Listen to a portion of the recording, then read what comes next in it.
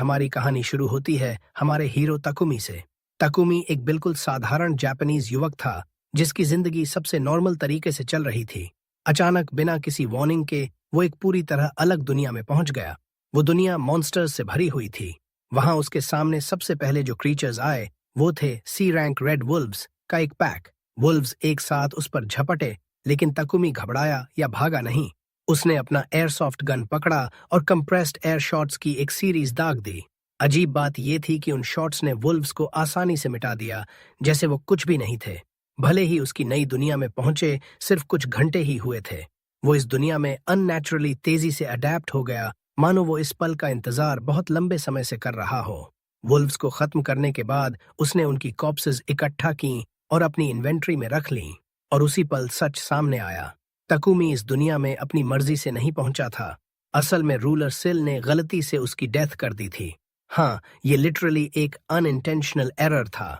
सिल उसके सामने प्रकट हुआ और अपनी इनकॉम्पिटेंस के लिए माफी मांगी। जब ताकुमी अभी भी ये समझ नहीं पा रहा था कि वो कहाँ है या उसके आसपास क्या हो रहा है, तो सिल ने खुद को इंट्रोड्यूस किया और बताया कि वो कहाँ है। सिल ने कहा कि वो एक लेजेंडरी सेक्टर में है और खुद सिल इस जगह का रूलर है। तकुमी के मन में गहराई से ये ख्याल आया कि ये सब कोई नई तरह की डिसेप्शन है, लेकिन सिल तुरंत उसके थॉट्स का जवाब दे दिया और बोला कि कोई डिसेप्शन या फ्रॉड नहीं है। तकुमी का आश्चर्य और बढ़ गया जब सिल ने फिर माफी मांगी और बताया कि वो उसके थॉट्स पढ़ सकता है। फिर सिल ने उसे रीअश्योर करने की कोशिश की और एक्सप्लेन किया कि वो इंटेंशनली ऐसा नहीं कर रहा था, वो शब्द बस एक्सीडेंट से निकल गए थे।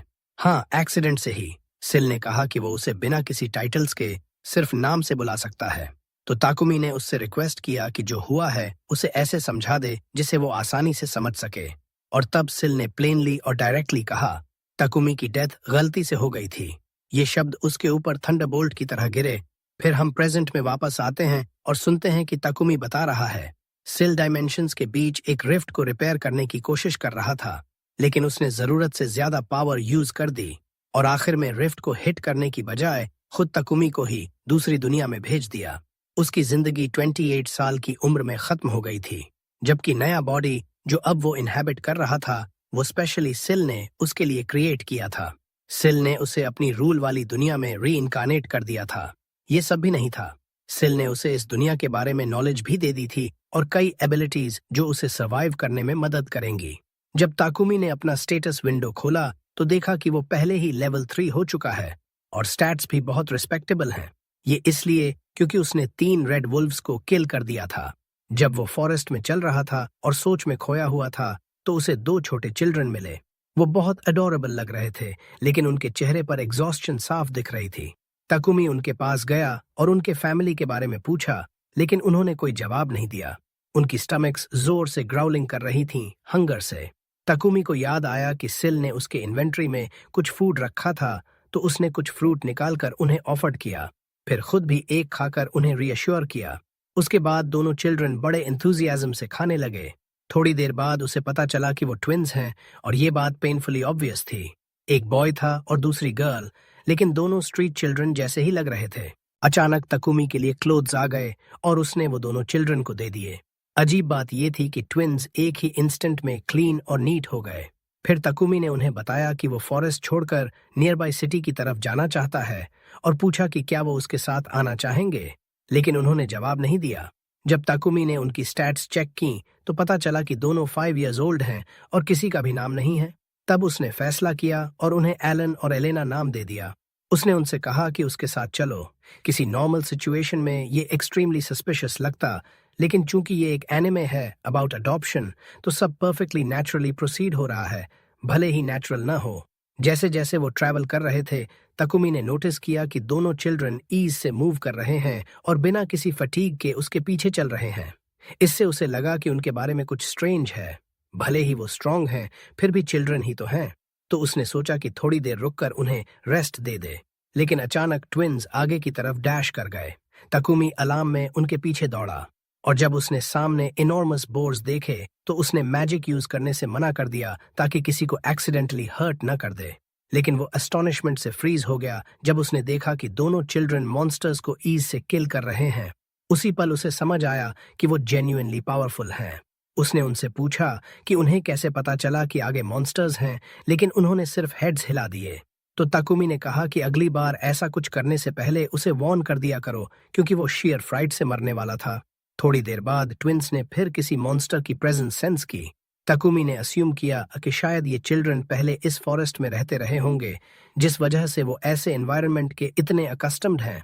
इस बार चिल्ड्रन ने पहले तकुमी को वॉर्न किया, फिर मॉन्स्टर पर लीप किया और उसे एक इंस्टेंट में किल कर दिया। तकुमी ने उन्हें थैंक किया क्योंकि इस बार उन्होंने पहले बताया था और वे एक्सट्रीमली हैप्पी हो गए। जबकि तकुमी खुद थोड़ा एम्बैरेस्ड फील कर रहा था जब उसने देखा कि वो कितने अडोरेबल हैं। ये सिलसिला पूरे दिन चलता रहा। हर मॉन्स्टर जो उनके पास में आया उसे उन्होंने किल किया। जब डार्कनेस फॉल होने लगी तो तकुमी ने डिनर प्रिपेयर करने का फैसला किया और ट्विंस से हेल्प मांगी। एक ही मोमेंट में उन्होंने huge amount of firewood gather कर ली, जबकि तकुमी ने कुछ स्क्यूअर्स प्रिपेयर किए। जैसे ही वो खा रहे थे, तकुमी को याद आया कि शुरू में चिल्ड्रन कितने विथड्रॉन थे, जबकि अब वो लाफिंग और फ्रीली स्पीकिंग कर रहे हैं। इससे वो मन ही मन सोचने लगा कि क्या वो पहले से ही उससे अटैच्ड हो चुके हैं। रात में उसने प्रोटेक्टिव बैरियर सेट किया और फिर सब सो गए। अगले दिन जब वे सिटी पहुंचे तो गार्ड्स हैरान रह गए जब उन्हें पता चला कि तीनों गौ फॉरेस्ट से आए हैं, जो ए रैंक फॉरेस्ट है और एक्सट्रीमली डेंजरस है। एक मैन के साथ दो चिल्ड्रन का उस डेंजरस फॉरेस्ट से निकलना नेचुरली ही सस्पिशन अराउज कर रहा था। तो ताकुमी ने गार्ड्स को एक्सप्लेन किया कि वो कंट्री साइड से मेडिसिनल हर्ब्स ढूंढने आया है, फॉरेस्ट में डीप नहीं गया था और चिल्ड्रन खुद को डिफेंड करना जानते हैं। एक रेड हेयर्ड गार्ड ने पूछा कि क्या उसे हर्ब्स मिली हैं। तकुमी ने उन्हें निकाल कर दिखाया और गार्ड ने कंफर्म किया कि वो सच में मेडिसिनल हर्ब्स हैं। खुश होकर गार्ड ने तकुमी से आइडेंटिफिकेशन कार्ड मांगा। तकुमी ने हेजिटेट करते हुए कहा कि वो रूरल एरिया से आया है और उसके पास कोई आइडेंटिफिकेशन नहीं है। उसके बाद गार्ड उसे इंस्पेक्शन के लिए ले गया, कई पेपर्स फिल करवाए और फिर एक क्रिस्टल पर हैंड रखने को कहा ताकि कंफर्म हो सके कि उसका कोई क्रिमिनल रिकॉर्ड नहीं है। भले ही तकुमी ने कुछ गलत नहीं किया था, फिर भी वो थोड़ा टेंस फील कर रहा था, खासकर ट्विंस की सिचुएशन को अभी भी फुली समझ न पाने की वजह से। फॉर्चुनेटली कोई प्रॉब्लम नहीं आया। गार्ड ने उन्हें टेम्पररी कार्ड्स दे दिए और कहा कि अगर वो लॉन्गर पीरियड तक रहना चाहता है तो ऑफिशियल कार्ड ले लेना बेहतर होगा। फिर उसने चिल्ड्रन को स्माइल किया, लेकिन वे उस स्माइल से फ्राइटन्ड हो गए। थोड़ी देर बाद जब वे सिटी के अंदर वॉक कर रहे थे तो ट्विंस ऑब्वियस फियर के साथ चारों तरफ देख रहे थे। कुछ समय बाद वे चर्च में एंटर्ड। ताकुमी ने चिल्ड्रन से कहा कि वो थोड़ी देर वेट करें, फिर ऑल्टर की तरफ गया ताकि सिल से कांटेक्ट कर सके। सिल ने पूछा कि नई दुनिया में सब कैसे चल रहा है, तो ताकुमी ने उसे ट्विंस के बारे में बताया कि फॉरेस्ट में उन्हें कैसे मिले और वो उन्हें अकेला छोड़ नहीं सका, इसलिए उन्हें साथ ले आया, लेकिन खुद अकेले उनकी केयरिंग नहीं कर सकता, इसलिए ऑर्फनेज में भेजने का इरादा था। जैसे ही ताकुमी ने ये कहा, सिल के चेहरे पर टेंशन साफ दिखने लगी और उसने तुरंत कहा कि ऐसे बात मत करो। ताकुमी कामली रिप्लाइड किया कि शुरू से ही उसे लगा था कि सिल सब कुछ से कनेक्टेड है, क्योंकि उसने उसे सेफ या पीसफुल जगह भेजने की बजाय extremely dangerous A rank forest में भेज दिया और उसी फॉरेस्ट में उसे ट्विंस मिले थे। इससे भी स्ट्रेंजर ये कि वहां के मॉन्स्टर्स उन्हें डिफीट नहीं कर पाए थे। सिल ने फिर माफी मांगी, लेकिन ताकुमी ने क्लियर और डायरेक्ट एक्सप्लेनेशन मांगी। अनफॉर्चुनेटली सिल ने कहा कि वो इससे ज्यादा कुछ नहीं बता सकता।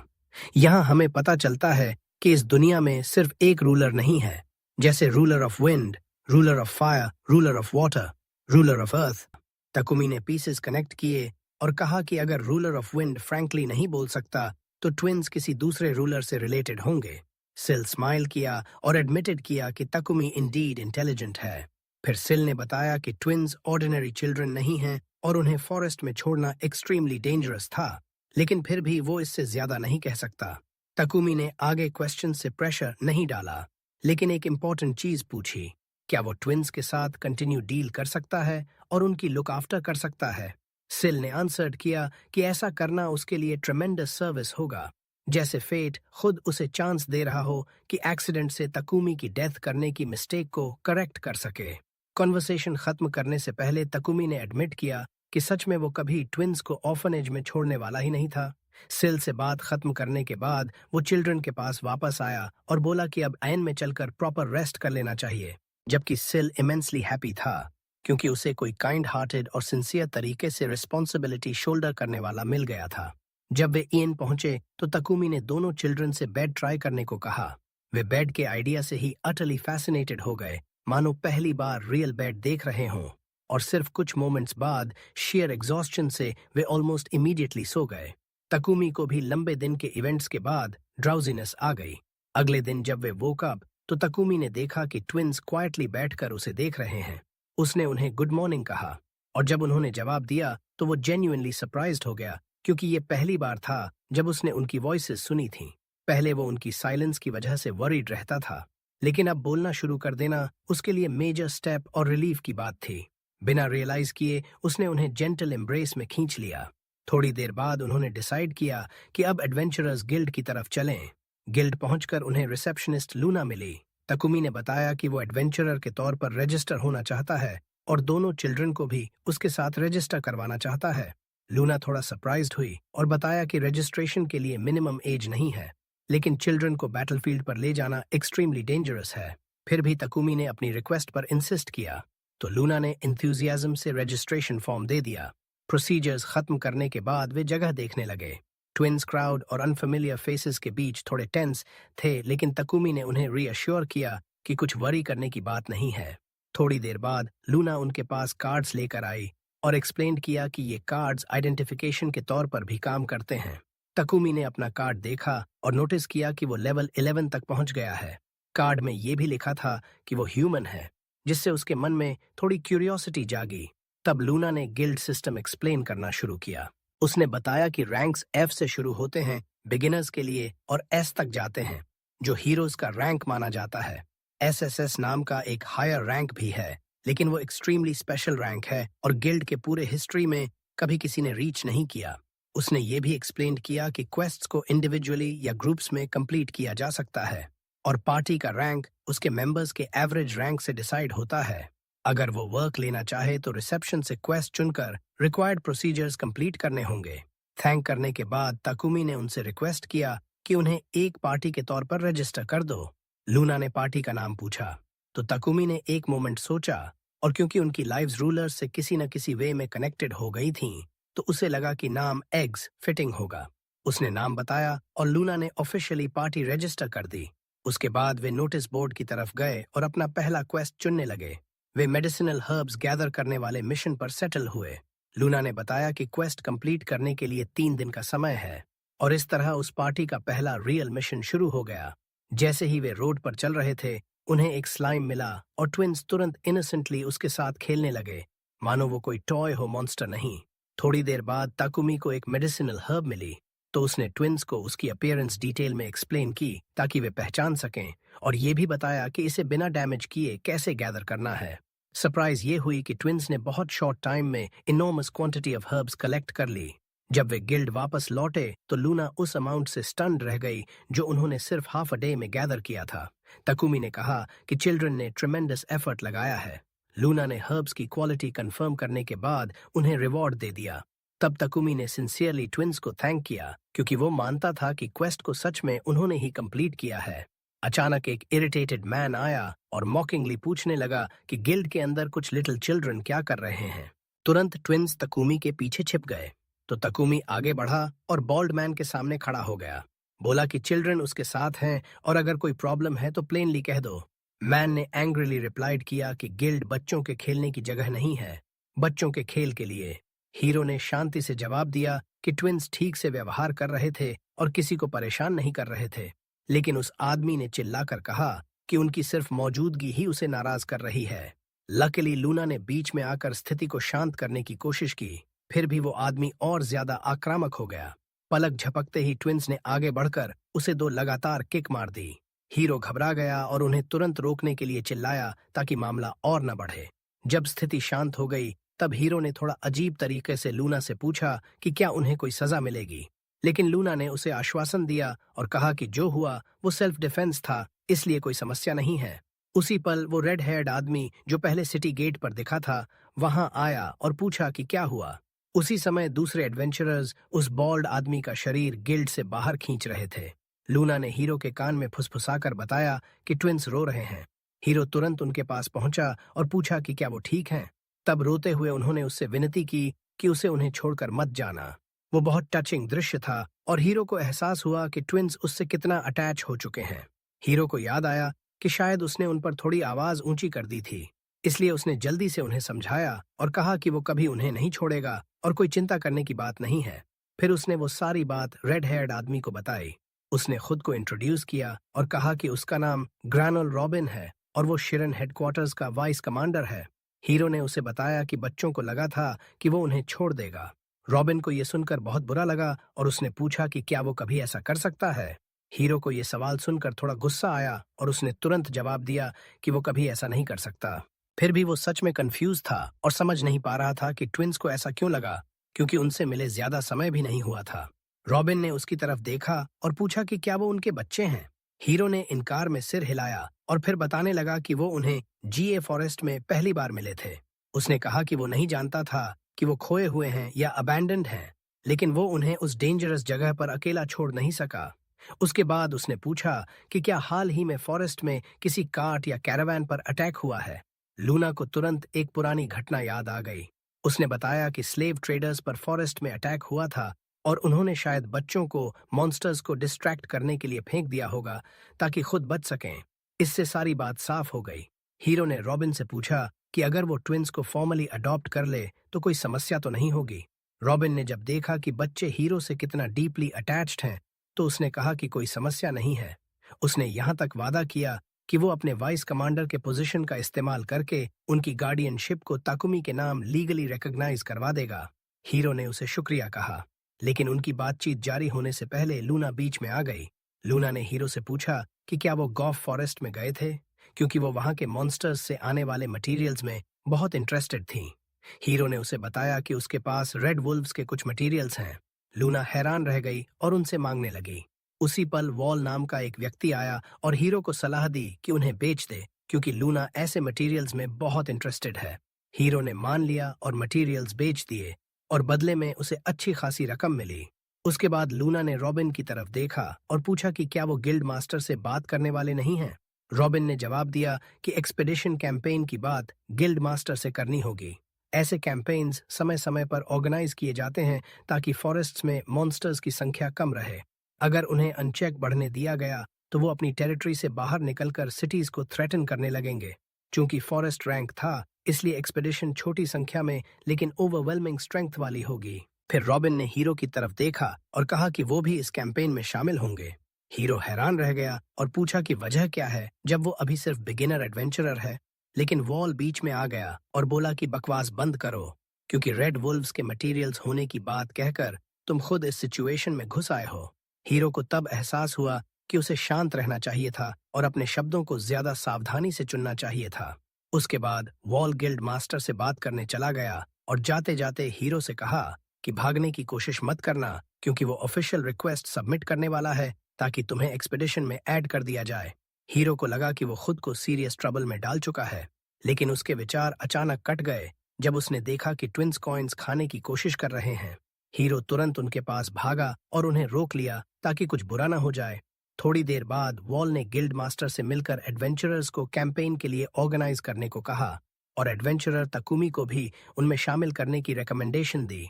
कुछ समय बाद हम हीरो को ट्विंस के साथ शहर की सड़कों पर शांति से चलते देखते हैं। हालांकि नई दुनिया में आने के बाद पूरा महीना भी नहीं हुआ था, फिर भी वो इसमें बहुत अच्छे से अडेप्ट हो चुका था। दोनों बच्चों की बात करें तो पहले वो किसी भी स्ट्रेंजर से डरते थे, लेकिन अब वो शांत हो गए थे और अपनी नई जिंदगी में एडजस्ट हो गए थे। उनकी पार्टी, जिसका नाम एग्स था, वो 2 दिन काम और 1 दिन रेस्ट का सिस्टम फॉलो करती थी, जिससे उनकी एनर्जी बनी रहती थी। एक दिन जब वो ब्रेकफास्ट कर रहे थे, तब हीरो ने कहा कि खाना बहुत डिलिशियस है, लेकिन उसे लगा कि कुछ मिसिंग है। चूंकि वो जापानीज था, इसलिए उसके लिए सोय सॉस के बिना खाना अधूरा सा लगता था। थोड़ी देर सोचने के बाद उसे याद आया कि इस दुनिया में सिर्फ 3 तरह की ब्रेड है, व्हाइट ब्रेड, बार्ली ब्रेड और होल व्हीट ब्रेड। तब उसे पुरानी डेकोरेटेड ब्रेड्स और स्वीट्स की याद आने लगी और उसे लगा कि उसे खुद ब्रेड बनानी चाहिए। ट्विंस इस आइडिया से बहुत एक्साइटेड हो गए और उन्होंने पास की बेकरी में जाने का फैसला किया। जैसे ही वो अंदर गए, बेकर ने पूछा कि क्या चाहिए। हीरो ने कहा कि वो कुछ खरीदने नहीं आए हैं, बल्कि एक छोटा सा फेवर मांगने आए हैं। उसी पल बेकरी का ओनर आया और पूछा कि मामला क्या है। उसकी बेटी मिशेल ने उसे बताया कि ताकुमी उनसे फेवर मांगना चाहता है। बेकर का नाम रैड था। हीरो ने खुद को इंट्रोड्यूस किया और बताया कि वो कुछ इंग्रेडिएंट्स जो उसके पास हैं उनसे एक खास तरह की ब्रेड बनाने की कोशिश करना चाहता है। मिशेल ने देखा कि एक इंग्रेडिएंट जैम था, जबकि दूसरा उसे अनजाना लगा। तब हीरो ने उन्हें बताया कि वो पेस्ट्री क्रीम है और इसे ब्रेड के अंदर रखकर ओवन में डालना होता है। रैड को एक्सपेरिमेंट करने में कोई आपत्ति नहीं थी, लेकिन उसने माना कि उसने पहले कभी ऐसी ब्रेड नहीं बनाई। इसलिए हीरो ने उसे स्टेप बाय स्टेप मेथड सिखाने का फैसला किया। जल्दी ही हीरो खुद बेकर बनकर उनके सामने ब्रेड बना रहा था, ताकि वो मेथड सीख सकें। रैड ने उसे इमिटेट किया और बहुत अच्छा परफॉर्म किया, जबकि एलन और एलेना भी एक्साइटेड होकर पार्टिसिपेट करने लगे। रैड ने हीरो से कहा कि उसे भी मदद करनी होगी, इसलिए हीरो ने कुछ एनको निकाला ताकि दूसरी तरह की ब्रेड बना सके। उन्होंने पूरे दिन और रात के कुछ हिस्से तक अलग अलग वैरायटीज बनाई। जब वो काम खत्म कर चुके तो ओवन से ब्रेड निकलने का इंतजार करने लगे। जब ब्रेड तैयार हो गई और उन्होंने टेस्ट किया, तब रैड और मिशेल उसके फ्लेवर से पूरी तरह हैरान रह गए। फिर उन्होंने हीरो से पूछा कि क्या वो इस तरह की ब्रेड बेकरी में बेच सकते हैं, और कहा कि वो कस्टमर्स को बता देंगे कि रेसिपी हीरो की है। उन्होंने कमीशन भी देने की बात की, लेकिन हीरो ने पोलाइटली मना कर दिया और कहा कि उसे पैसे की जरूरत नहीं है। उसके लिए बस इतना काफी है कि वो जब चाहे उनसे वो ब्रेड खरीद सके। सच कहें तो उसका एटीट्यूड बिल्कुल बिजनेस माइंडेड नहीं था। रैड ने कहा कि वो नई फिलिंग्स और अलग अलग वैरायटीज ट्राई करने के लिए एक्साइटेड है। एलन और एलेना को टेस्ट बहुत पसंद आया और उन्होंने कहा कि वो बहुत सारी खाना चाहते हैं। अगले दिन गिल्ड में लूना ने हीरो का स्वागत स्माइल के साथ किया और उसे प्रमोशन पर बधाई दी। हीरो को लगा था कि शायद थोड़ा बढ़ा होगा, लेकिन जब उसने देखा कि वो लेवल 13 पहुंच गया है और साथ में कुछ स्ट्रेंज स्किल्स जैसे लॉन्ड्री और सोइंग भी अक्वायर कर ली हैं, तो वो सरप्राइज्ड रह गया। सच कहें तो खुद उसे भी ये स्किल्स थोड़ी ऑड लगीं, लेकिन वो डिनाई नहीं कर सकता था कि डेली लाइफ में ये कितनी यूजफुल हैं। लूना ने उसे बधाई दी और कहा कि बिगिनर एडवेंचरर के लिए वो अननेचुरली रैपिड पेस से प्रोग्रेस कर रहा है। उसने ट्विंस की भी तारीफ की और कहा कि साफ दिख रहा है कि वो हार्ड और डिलिजेंटली काम कर रहे हैं। फिर उसने पूछा कि क्या उसने कभी डंजन विजिट करने के बारे में सोचा है। हीरो को तुरंत सिल द्वारा दी गई जानकारी याद आ गई कि इस दुनिया में 108 डंजन्स अलग अलग जगहों पर बिखरे हुए हैं। लूना ने बताया कि साइलिन के पास एक फेमस डंजन है जिसमें 15 फ्लोर्स हैं, और चूंकि सिटी के आसपास मॉन्स्टर्स की संख्या कम है, इसलिए बहुत सारे एडवेंचरर्स वहां जल्दी लेवल्स बढ़ाने जाते हैं।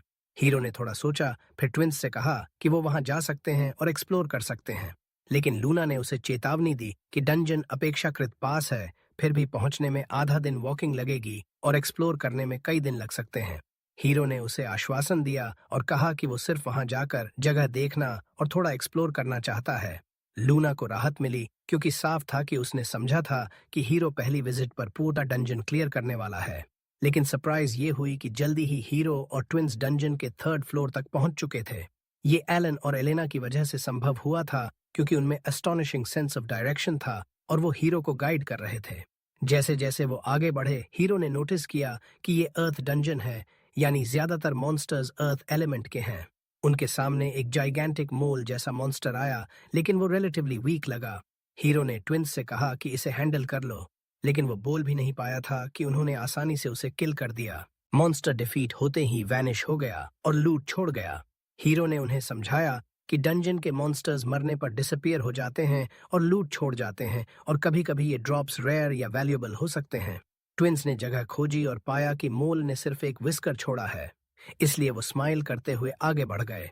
थोड़ी देर बाद हीरो ने सोचा कि अब ब्रेक का समय है और उसे डिनर तैयार करना चाहिए। फिर उसने एक मैजिकल टूल समन किया जो बेसिकली एक स्टोव था। दृश्य बहुत स्ट्रेंज था, लेकिन साफ था कि उसकी एबिलिटीज उसे आसानी से अलग अलग टूल समन करने देती हैं। जल्दी ही खाना तैयार हो गया और ट्विंस ने टेस्ट करके बहुत डिलाइट महसूस की। खाने के बाद वो प्रोटेक्टिव बैरियर के अंदर पीसफुली सो गए, जो उनके आसपास के एरिया को सिक्योर रखता था। जब उन्होंने काफी रेस्ट ले ली तो उन्होंने फिर से जर्नी शुरू की और जो भी मॉन्स्टर मिला उसे डिफीट करते गए। वो फाइटिंग, ईटिंग और रेस्टिंग के इसी पैटर्न में जारी रहे जब तक वो 10th फ्लोर तक नहीं पहुंच गए, जहां उन्हें एक सीक्रेट रूम मिली जिसमें ट्रेजर चेस्ट था। हीरो ने उन्हें बताया कि ऐसे चेस्ट्स में वैल्यूएबल ट्रेजर्स हो सकते हैं, लेकिन उतनी ही आसानी से डेंजरस ट्रैप्स भी हो सकते हैं। इसलिए उसने पहला चेस्ट खुद इंस्पेक्ट करने का फैसला किया। जब कंफर्म हो गया कि वो सेफ है, तब उसने ट्विंस को खोलने दिया। अंदर उन्हें 2 पोशंस मिले, एक माना रिकवरी के लिए और दूसरा हीलिंग के लिए। लूट काफी सिंपल था, लेकिन उसी पल उनके पीछे एक ह्यूज मॉन्स्टर प्रकट हो गया और सिंक्रोनाइज्ड डबल स्ट्राइक से ट्विंस ने अस्टॉनिशिंग स्पीड से उसे किल कर दिया। बैटल के बाद हीरो ने वाइल्ड एप की हाइड ली और ट्विंस एक्साइटेड हो गए सोचकर कि ये हाईली वैल्यूएबल हो सकती है। हीरो को धीरे धीरे नोटिस हो रहा था कि ट्विंस में एक्स्ट्रॉर्डिनरी एबिलिटीज हैं, चाहे कॉम्बैट में हो या आसपास की चीजें सेंसिंग करने में। वो बिना डर के आगे बढ़ रहे थे और कोई भी मॉन्स्टर उनके सामने आता वो ऑलमोस्ट ऑटोमेटिकली डिफीट हो जाता था। इससे हीरो को राहत मिली कि वो बैड लोगों के हाथों नहीं पड़े। शायद यही वजह थी कि सील शुरू से ही उनके बारे में इतना कंसर्न्ड था। फिर भी कभी कभी हीरो को लगता था कि वो उन पर ज्यादा रिलाई करने लगा है। जब वो लॉस्ट होकर सोच रहा था तब ट्विंस ने उसे आवाज दी और पास के मॉन्स्टर की वार्निंग दी। जब उसने देखा तो वो पॉइजनस मड सर्पेंट था। उसने ट्विंस को वार्न किया और कहा कि इस मॉन्स्टर को उसे हैंडल करने दो। इस बार हीरो ने एक स्टोन उठाई और सर्पेंट पर फेंकी ताकि उसे डिस्ट्रैक्ट कर सके। फिर कटिंग विंड इस्तेमाल करके उसे स्विफ्टली किल कर दिया। तुरंत बाद बीस का स्वॉर्म आ गया। ट्विंस बहुत एक्साइटेड हो गए और खुद से उन्हें फाइट करने की इजाजत मांगी। हीरो ने मान लिया और उन्हें ट्राई करने का चांस दिया। शुरू में उनके स्ट्राइक्स प्रिसाइज नहीं थे, लेकिन उन्होंने हीरो के मेथड को कॉपी किया और स्टोन्स फेंकने लगे और उसी पल उनकी पावर फ्राइटनिंग तरीके से रिवील हो गई। हीरो खुश होकर उन्हें एंजॉय करते देख रहा था, इसलिए उसने उन्हें फ्रीली फाइट करने दिया, जबकि वो खुद बैठ गया और अपना सामान अरेंज करने लगा। जब ट्विंस ने बीज को डिफीट कर दिया तो उन्होंने मॉन्स्टर्स द्वारा छोड़ा गया हनी कलेक्ट किया और हीरो को दे दिया। हनी देखते ही हीरो बहुत एक्साइटेड हो गया और बोला कि हनी इथिल्डिया में बहुत एक्सपेंसिव मटेरियल्स में से एक माना जाता है। उस पल से ट्विंस हर बी के पीछे पड़ गए जो उन्हें मिली। हंटिंग खत्म करने के बाद हीरो ने उनके लिए फ्रेंच टोस्ट तैयार किया। ट्विंस बहुत ओवरजॉयड हो गए, लेकिन अचानक फिर से बीस का स्वॉर्म आ गया। इस बार हीरो खुद उन्हें हैंडल करने लगा। जब उनकी संख्या बढ़ गई तब ट्विंस भी बैटल में शामिल हो गए और मदद करने लगे। आखिरकार उन्होंने इनॉर्मस अमाउंट का हनी कलेक्ट किया। फिर वो डंजन में आगे बढ़ते रहे जब तक आखिरकार 15th फ्लोर तक नहीं पहुंच गए। जिस पल उन्होंने मासिव डोर खुला और अंदर घुसते ही वे खुद को एक विशाल हॉल में पा रहे थे। लेकिन जैसे ही वे अंदर कदम रखते डोर उनके पीछे बंद हो गई और उनके सामने एक विशाल मॉन्स्टर प्रकट हो गया, एक जायंट अर्थवर्म। हीरो तुरंत समझ गया कि इस जगह से तब तक बाहर नहीं निकल पाएंगे जब तक इस मॉन्स्टर को डिफीट नहीं कर देते। इसलिए उसने ट्विंस को कहीं सेफ रहने को कहा, जबकि वह खुद बैटल संभाल लेगा। वर्म ने उसके विंड अटैक से बचने की कोशिश की और मड के गोले फेंककर हमला करने लगा, लेकिन हीरो ने उन अटैक्स को आसानी से तोड़ दिया। फिर सीधा विंड एरो चला दिया और बैटल को जल्दी खत्म कर दिया। लड़ाई खत्म होने के बाद वह थोड़ा हैरान खड़ा रहा और खुद से पूछने लगा, क्या मॉन्स्टर सच में इतना वीक था या ब्लेसिंग्स की वजह से खुद हीरो मजबूत हो गया है? जब वह लूट इकट्ठा करने लगा तो मॉन्स्टर ने बहुत सारे आइटम्स छोड़ दिए थे। उसी पल ट्विंस उसके पैरों से चिपक गए और धीरे से पूछा, फिनिश्ड? हीरो मुस्कुराया और बोला, यस, खुश हूं कि तुम सेफ हो। तभी अचानक उन्होंने उसे अपनी तरफ खींचा और उसके सिर पर थपथपाने लगे जैसे धन्यवाद दे रहे हों। हीरो का चेहरा लाल हो गया और हैरानी से पूछा, आर यू प्रेजिंग मी? उन्होंने हाँ कहा और उसके दिल में गहरी गर्माहट और कृतज्ञता भर गई। उसके बाद एक स्पेशल डिवाइस प्रकट हुआ जो उन्हें डंजन के फर्स्ट फ्लोर पर वापस ले गया। उसके साथ एक एक्स्ट्रा ट्रेजर चेस्ट भी था। जब उसने उसे खोला तो अंदर फायर बॉम्ब्स थे, बॉम्ब्स जो मैजिक से चार्ज होने पर एक्सप्लोड हो जाते थे और फेंकने वाले को उनसे काफी दूर होना पड़ता था। हीरो को लगा कि ये ग्रेनेड्स जैसे हैं और जब उसने देखा कि ट्विंस उनसे खेलने की कोशिश कर रहे हैं तो वह बहुत अलार्म्ड हो गया। इसलिए उसने जल्दी से उन्हें छीन लिया और समझाया कि ये बेहद डेंजरस हैं। जैसे ही उन्होंने ट्रांसफर ओआरबी को छुआ वे तुरंत डंजन के बाहर पहुंच गए। हीरो ने उन्हें बताया कि अब सिटी वापस चलने का समय है। रास्ते में ट्विंस ने अचानक दूर खड़े एक डॉग की तरफ इशारा किया, लेकिन वो डॉग बिल्कुल ऑर्डिनरी नहीं था। वो एक फेनरियर था। हीरो ने बीस्ट को एग्जामिन किया और हैरान रह गया जब पता चला कि वो लेवल 25S रैंक फेनरियर है। और उससे भी अजीब बात ये थी कि उसके और हीरो के बीच कॉन्ट्रैक्ट था। हीरो बहुत हैरान हुआ कि ऐसा कॉन्ट्रैक्ट कब बना होगा और तुरंत उसे याद आया कि सिल ने ही ये काम किया होगा बिना उसे बताए। जैसे ही उसने उसकी तरफ जेस्चर किया जोल सीधा उसके पास दौड़ आया। हीरो ने देखा कि फेनरियर उसे कुछ इंतजार करते हुए देख रहा है, इसलिए उसने प्यार से उसके सिर पर थपथपाया। फिर ट्विंस उसके चारों तरफ दौड़ने लगे और उसे घेर लिया। कहने लगे कि इसे नाम जरूर देना चाहिए। हीरो ने उनसे पूछा कि उनका क्या ख्याल है। फिर जोएल नाम सजेस्ट किया। ट्विंस बहुत एक्साइटेड हो गए और बोले कि उन्हें नाम बहुत पसंद है। बहुत देर बाद आखिरकार वे सिटी पहुंच गए। हीरो ने ट्विंस को बताया कि जोएल को उनके साथ सिटी में नहीं ले जा सकते क्योंकि ऑर्डिनरी लोग मॉन्स्टर देखकर डर जाएंगे। इसलिए उसने फैसला किया कि उसे अपने शैडो में हाइड कर देगा और समझाया कि मॉन्स्टर कॉन्ट्रैक्ट्स डार्क मैजिक का रूप हैं। इसलिए कॉन्ट्रैक्टेड बीस्ट खुद को हाइड करके गायब हो सकता है। थोड़ी देर बाद हीरो सिल से मिला और उससे कॉन्ट्रैक्ट्स और मैजिकल बीस्ट्स के बारे में पूछा। सिल पहले तो समझ गया, लेकिन जब हीरो ने स्पष्ट किया कि वो जोएल की बात कर रहा है तो सिल थोड़ा अनकंफर्टेबल हो गया और विषय बदलने लगा। फिर उसे याद आया कि फेनरियर को रूलर ऑफ वाटर ने भेजा था और खुद सिल उस बीस्ट का स्वागत सबसे पहले करना चाहता था। इसलिए उसने फैसला किया कि हीरो के लिए एक और बीस्ट समन करेगा।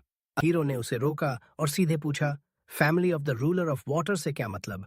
सिल ने कहा कि ठीक वही मतलब है। Family of the ruler of water ने जोएल को ग्रैटिट्यूड के तौर पर भेजा है, कुछ और चीजों के साथ। फिर सिल ने सारी आइटम्स हीरो को एक साथ सौंप दी। हीरो ने देखा कि ट्विन्स वाटर एलिमेंट के साथ कंपैटिबल लग रहे हैं, और जब उसने इन्वेंट्री खोला तो सिल द्वारा भेजी गई हर चीज से हैरान रह गया। इसलिए हीरो ने अनमने ढंग से एक्सेप्ट कर लिया क्योंकि उसके पास कोई और चारा नहीं था। उस रात वे थकान से सो गए। अगले दिन जब वे उस जगह पहुंचे जो सिल ने बताया था, तो वहां एक ह्यूज टाइगर और एक जायंट बर्ड उनका इंतजार कर रहे थे। हीरो मुस्कुराया जब उसने इतनी केयरफुल प्रेपरेशन देखी और समझ गया कि सिल ने क्रीचर्स को भेजते समय बिल्कुल केयरलेस नहीं रहा। टाइगर एक सेलेस्टियल टाइगर था, level 25 S rank, air element control कर सकता था और स्काई में आश्चर्यजनक स्पीड से दौड़ सकता था। उसका अपीयरेंस बेहद मजेस्टिक था। जबकि बर्ड एक थंडरहॉक था, level 20 A rank, lightning control करता था और स्विफ्ट और सडन अटैक्स में स्पेशलाइज्ड था। ट्विन्स को नेम्स में बहुत इंटरेस्ट था। थोड़ी सोच के बाद हीरो ने टाइगर का नाम हीट और बर्ड का नाम बोल्ट रखने का फैसला किया। सिल ने मैजिकल कॉलर्स भी भेजे थे जिनकी वजह से जोएल और हीट टाइनी चिबी फॉर्म्स में अपीयर हो सकते थे, ताकि वे उनके साथ बिना अटेंशन खींचे चल सकें। ट्विन्स बहुत एक्साइटेड हो गए और खुद के लिए भी कॉलर्स मांगने लगे, लेकिन हीरो को लगा कि ये सूटेबल नहीं है। चाहे वे कितने अडोरेबल हों, फिर भी वे चिल्ड्रन थे। इसलिए उसने रूलर ऑफ वाटर द्वारा भेजी गई चीजों में से सेफ पेंडेंट्स ढूंढे जो ट्रैकिंग, रेजिस्टेंस और मैजिकल रीइंफोर्समेंट के चार्म्स वाले थे, ताकि ट्विन्स हमेशा सेफ रहें। उनके साथ मैजिकल बैग्स भी थे जिनमें वे अपना सारा सामान रख सकते थे। अब वे एडवेंचर को आराम से जारी रखने के लिए रेडी थे। उसके बाद हम उन्हें सिटी में घूमते देखते हैं जब तक ट्विन्स एक टॉय स्टोर के सामने रुक गए और अंदर की हर चीज से मुग्ध हो गए। जब वे अंदर गए तो एलेना ने कुछ बहुत क्यूट हेयर टाइज चुने, और जैसे वो काफी नहीं था, उसने ब्लैक वाले भी चुने ताकि वे हीरो के कलर से मैच करें। हीरो उस सीन से अडोरेबल लगने की वजह से लगभग बेहोश हो गया। फिर और भी बोल्डर सीन आया। स्टोर में काम करने वाली वुमन ने ट्विन्स से डिस्प्ले पर रखे कुछ क्लोथ्स ट्राई ऑन करने को कहा। सच कहें तो ये बहुत क्लेवर मूव था, क्योंकि सैंपल क्लोथ्स में ट्विन्स इतने अनबिलीवेबली अडोरेबल लग रहे थे कि हीरो ने उनके लिए कई आउटफिट्स खरीद लीं। उस रात हीरो बैठा सोच रहा था कि एलन के लिए कोई स्पेशल गिफ्ट लाना चाहता है, लेकिन उसे पता नहीं था कि क्या चुने, क्योंकि इस वर्ल्ड में वो चीजें जो उसे पसंद आती वे एग्जिस्ट ही नहीं करती। इसलिए वो बात थोड़ी देर के लिए पोस्टपोन हो गई। अगले दिन उनके पहले ऑफिशियल मॉन्स्टर हंटिंग मिशन का समय आया इनसाइड गे फॉरेस्ट। उन्होंने अच्छे से प्रिपेयर किया, ब्रेकफास्ट किया और फिर नाइट से मिलने गए। वहां रॉबिन ने उन्हें वाइस कमांडर आइजैक रिनर से इंट्रोड्यूस किया। आइजैक थोड़ा अनईजी महसूस कर रहा था जब उसने दो छोटे बच्चों को फॉरेस्ट के डेंजर में जाने के लिए तैयार देखा, लेकिन रॉबिन ने उसे रियश्योर किया और बताया कि ट्विन्स जितने दिखते हैं उससे कहीं ज्यादा स्ट्रांग हैं और रूलर्स उन्हें लिटरली प्रोटेक्ट कर रहे हैं, इसलिए उसे खुद की चिंता करनी चाहिए। उसके बाद रॉबिन ने उन्हें बताया कि वे ट्रांसपोर्ट कैरेज से फॉरेस्ट में जाएंगे, लेकिन कुछ स्ट्रेंज होने लगा जब हीरो को लगा कि कोई अनसेटलिंग और पिक्यूलियर गेज से उन्हें देख रहा है। एलन और एलेना ने भी इसे सेंस किया। हालांकि उस पल उनकी इंट्यूशन खास स्ट्रांग नहीं थी, फिर भी फीलिंग रियल थी।